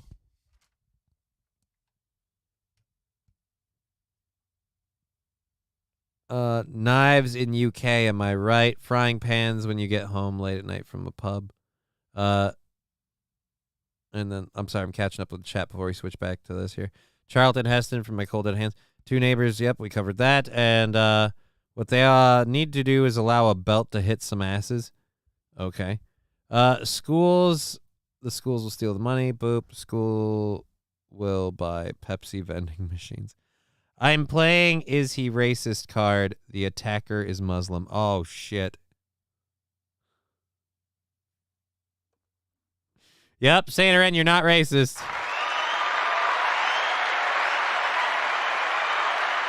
Falling the great today, Johnny. I'm sorry. Am I stuttering? Am I stammering? All right. Well, none of the conditions are life-threatening. The injuries to the woman and younger girl could be life-changing. Right? Why is it?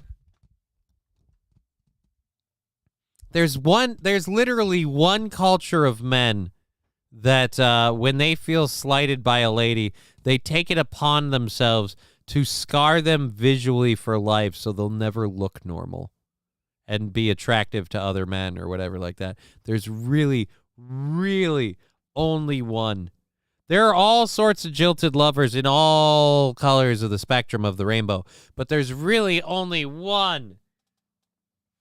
Only one that sits on this shit like that. All right.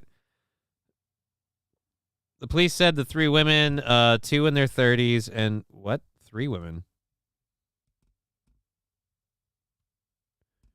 All right. Police said 3 women, 2 in their 30s and 1 in her 50s, who were injured when they bravely came to the aid of the family, have all been discharged from the hospital with minor burn injuries, and a man in his 50s who also helped declined hospital treatment for minor injuries he suffered.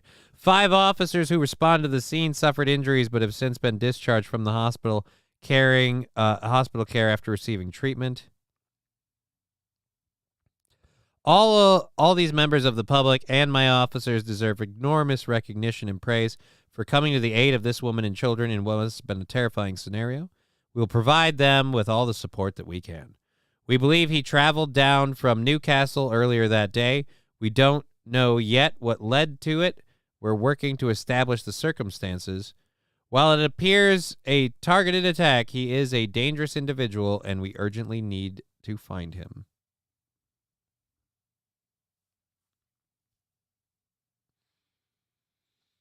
I mean, again, you want to sit there and be like, hey, am I racist? And I'll be like, I don't know, but you're right. You were definitely right. Oh, God. Well, like I said, we've got 20 minutes left in the show, so now we're going to do something funny. And by funny, I mean hopefully absolutely hilarious. So,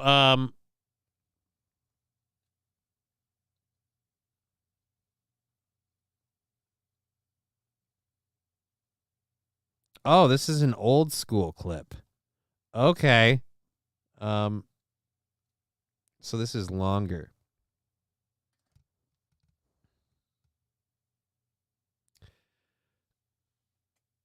Okay, so we're going to play this. This is a clip from 2004 from Australia. This is a clip from a Jewish Australian satirist, John Safran. His show Safran vs. God ran from 2004 to 2005. I've never heard of it. I'm guessing most of us have. Haven't. In this clip, we took some Moodubbery originals and had them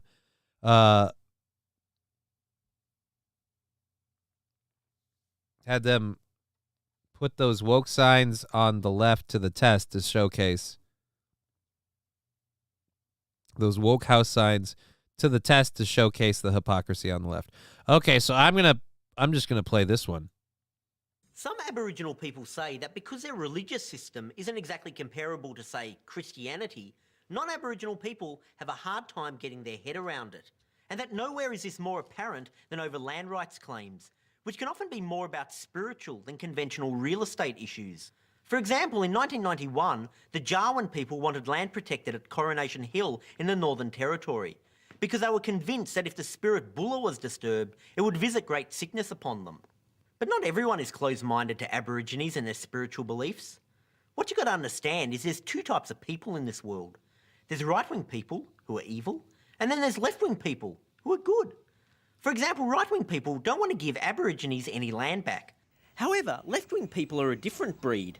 Proudly displayed on some houses in Melbourne's more fashionable suburbs are these plaques that proclaim that the Aboriginal Wurundjeri people are the traditional owners of their land.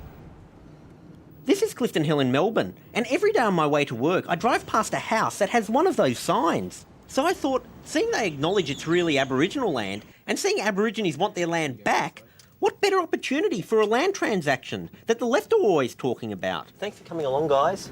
It's all right. That's okay. That's all right. Sorry for making a change into that. It's just you didn't look Aboriginal enough in your civilians. So I saw rabbit-proof fence, and that's how they dressed in that. So I love that they're playing along with the bit.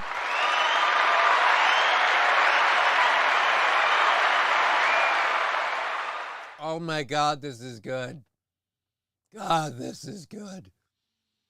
Oh my God, this is hilarious.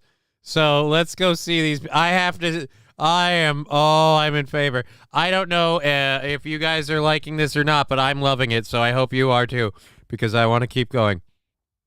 Let's go there. We'll check that. We're good. Let's just check on the sticker party thing just to make sure quick. No, we're fine. I eat curry all the time. How come I don't smell like sand people?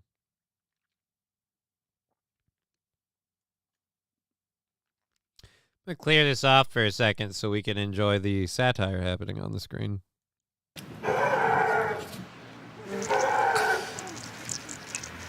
Crow up there telling us.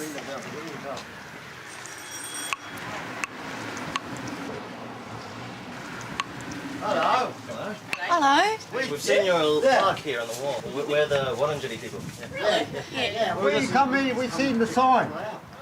All right. See, we haven't got anywhere to stay, so we're thinking, we might just stay here for about 1 or 2 months or so. We saw your sign there and we thought, oh. I don't know about that.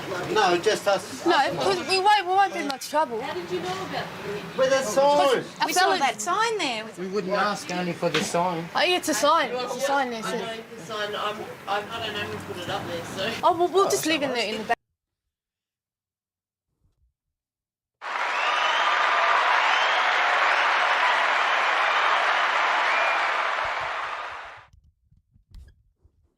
This was in 2004. And I dare to say, nothing about the woke people that do this kind of shit has changed. I guarantee you all of the other woke virtue signal people would fold just as fucking quick. Oh my God, I'm going back one more second. I don't even know who put that sign up there. You put that sign up there because it made your nether regions feel real good about how you support those people while you benefit off of the thing that's so wrong. Sign. It's a sign there. I know the sign. I don't know who put it up there, so. Oh, well, we'll just leave it in the back. Yeah, We'll cook you up a feed. There's some local rabbits we can hunt down and grab, cook it up. If you like rabbit, we can share it. Get some witches grub for them. No one's here at the moment. That's the problem. We can wait. We'll have a big grubbery. We'll set up and we'll sing. I don't know what to do. Well, we could just set a fire right there. Why weren't they getting their land back? I didn't understand. This so wasn't going as well as I expected. We've got a dot painting here if you want one to hang up. A what? A dot painting? Yeah, we've got some paintings for you. Yeah. We can give you. We thought we'd come get some hot water. We want to make a cup of tea. You can come in and have a cup of tea, but I don't know about the rest of it, hey? Like. Yeah, you want a cup of tea? Come on in. Can we have a cup of tea? Sure. Let's go and have a cup of tea. Well, it looks like this mission hasn't been a total failure. The Aborigines may not be getting their land back, but they are getting a cup of tea. Let's go. And thank you for the cup of tea, and thanks very much for being very I mean, they weren't against us and they wasn't for us. I think they're still stunned. They were waiting for us to build a fire. They didn't know what to do. We didn't know what to do. Next victim. Want to feel more righteous than right? Next victim. Oh, why did that stop there? Oh my God, a cup of tea. Yeah, dude, they got a cup of tea. Good for them. They got a cup of tea.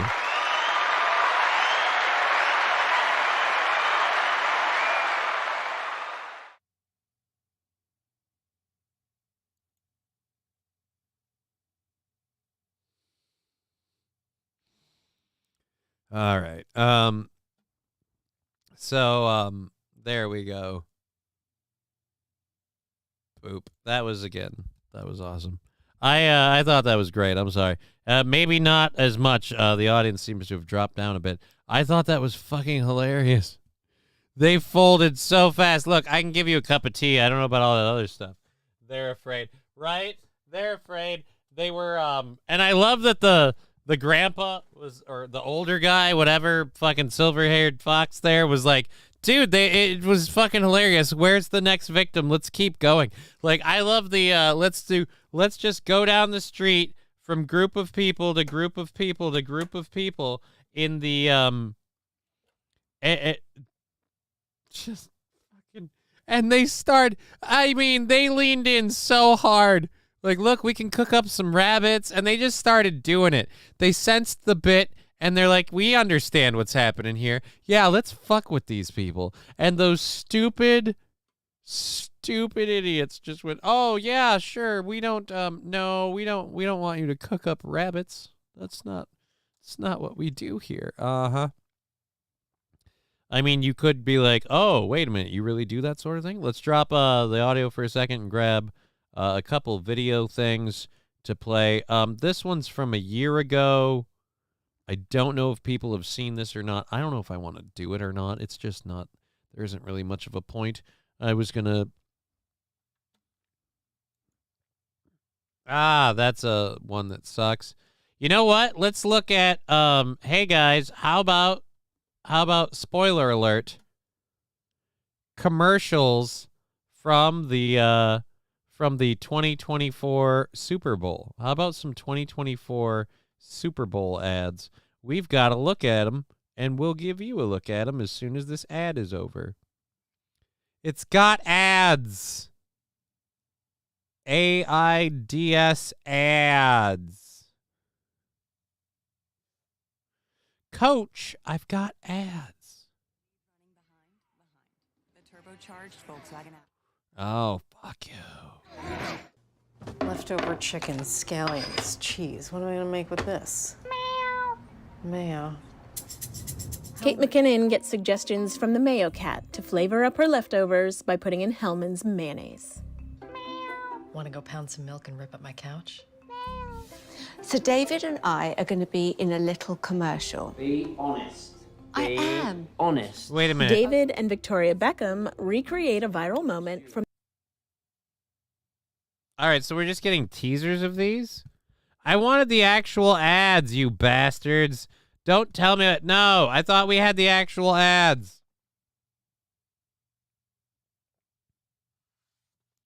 Here's a look at a few of the Super Bowl commercials. We've gotten kind of a tease of them. We haven't gotten a real look at them. You bastards. You bastards. You lied. You lied to me. You betrayed me. And I don't even really like the voiceover thing we've got there, so we're going to just go ahead and say, fuck it. Don't want that. And I don't want that one. That one's dumb. I mean, I can talk about that one if we really want to, but I don't know. I got a shit ton of stuff here, so let's file those out since I've decided later. What's this one? Power. Oh, we already did this, the really bad Biden quote thing. We already did that. So we're going to go ahead and get rid of you. Boom. All right. We can catch up on that story. Schools, bathroom, parents. Ooh. No. Where do we? None of those end really well, I don't think. Let's do, fuck it, we'll load them both and do them both if we have to.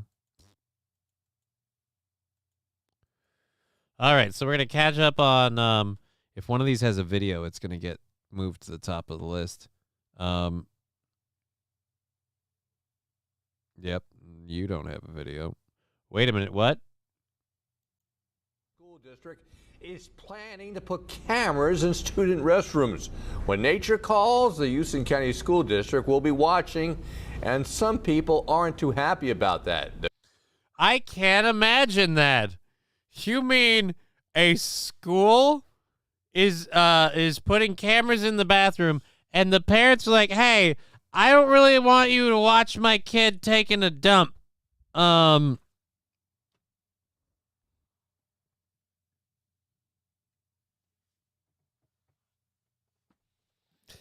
Mr. Q saying the cat is cool. They should ask if they can eat their pet dog. What the fuck? The cat is cool, but the Beckhams suck. I don't really care. I don't care.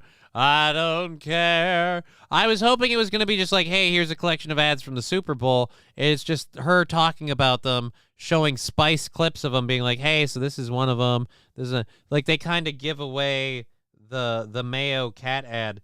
And I'm going to be serious as a cat person. I don't like the Mayo cat ad, the Hellmann's meow. No, that's dumb. That's dumb. I don't know who thought of that, but that's dumb. But Budweiser. I don't know. Did Budweiser think of it? What the fuck? Jared is rolling in his cell. Why didn't I think of that?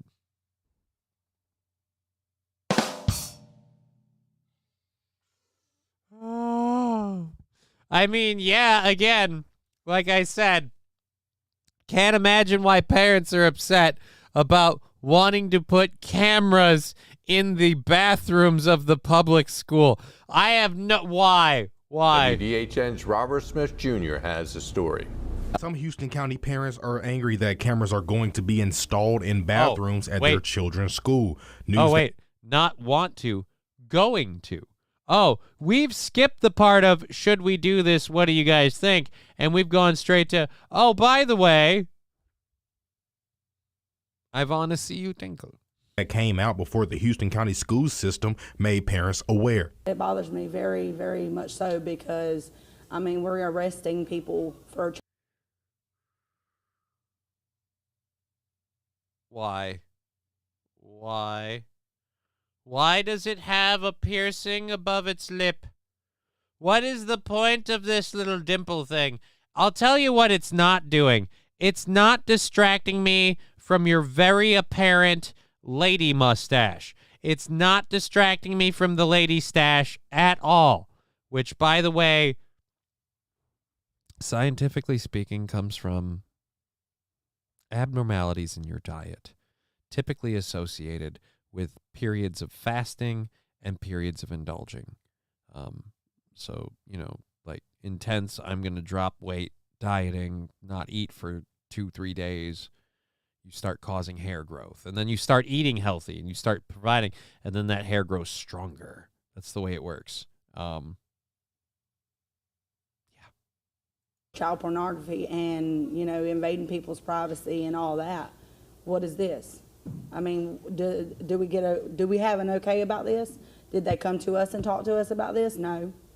But Superintendent Brandy White says they got a positive response from most parents when they approved cameras for classrooms as well as bathrooms last year. They'll go into each middle school and high school. And I feel like they approved cameras for classrooms and the bathrooms part wasn't maybe noticed as much.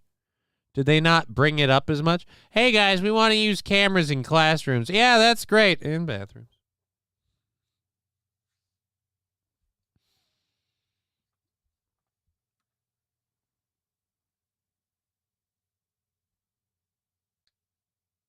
Okay, Mr. Q.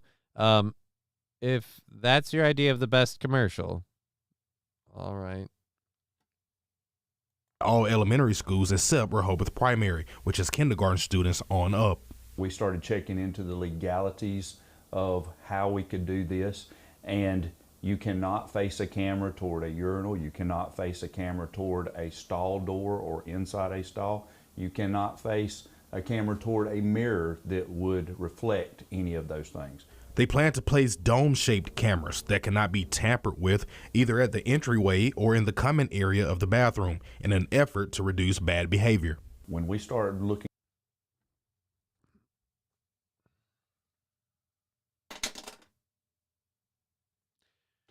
So let me get this straight. Either A, you're lying and those cameras are going to have more angle abilities than you're saying.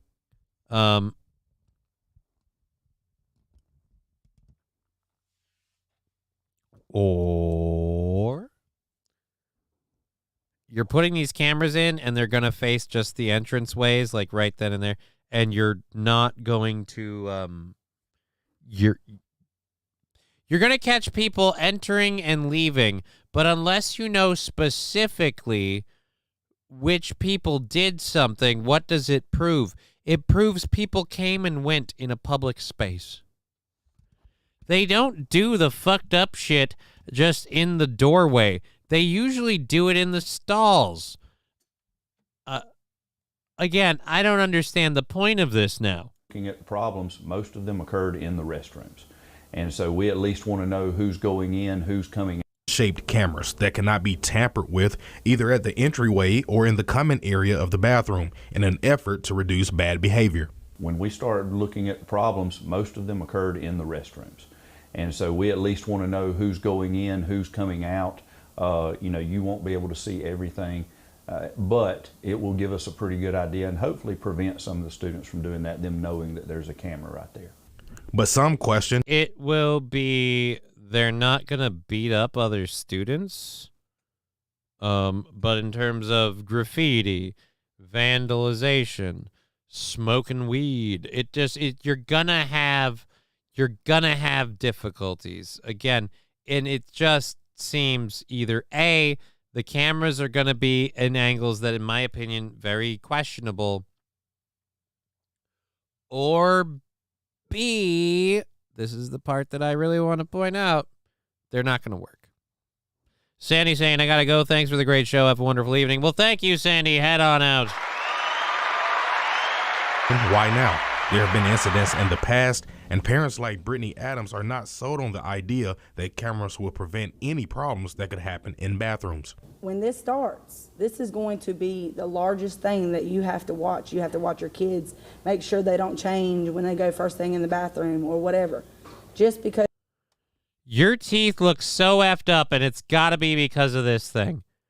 It's got to have done some damage in there, and I don't even want to know. And then what's with this? Is that your husband? You thought this would be the... This is the look. Just because you have cameras doesn't mean them kids can't pull in somebody in that stall and beat the heck out of them. The district says there will be signage saying the restroom is under surveillance.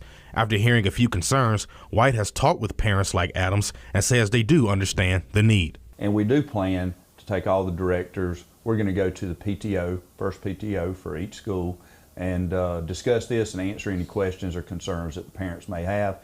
And we're hoping by that time that we will have a visual of what the cameras would actually show. Reporting, Robert Smith, WDHN News for the Wiregrass. And we just leave out the part where we can pan the camera. And these cameras are fixed. They don't move. And I'll just go, says you. Says you. And friends, do you have what it takes to be... Do you have what it takes to eat a Klondike bar? Anyways, we've had a great time. It's been a fun show. We're a minute over. We've got to go. We've been Johnny. You've been an audience. You know the shtick. And we'll be back tomorrow at 2 p.m. Central Standard Time for another 2.5 hour, or fuck you, 3.5 hour show. And then we'll be back on Sunday. Maybe with an announcement this Sunday for the Sunday audience. We'll see. Have to talk to some people about that first. I have had a great time. I hope you have too. Bye-bye.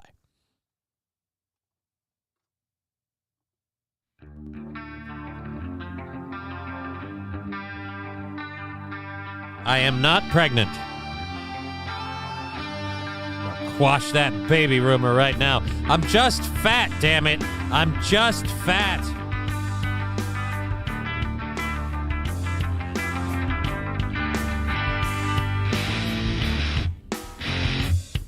Game over. Fuck you. What the fuck? Fuck. Who the fuck? Fuck this fucking. How you do fucking fuck? Fuck.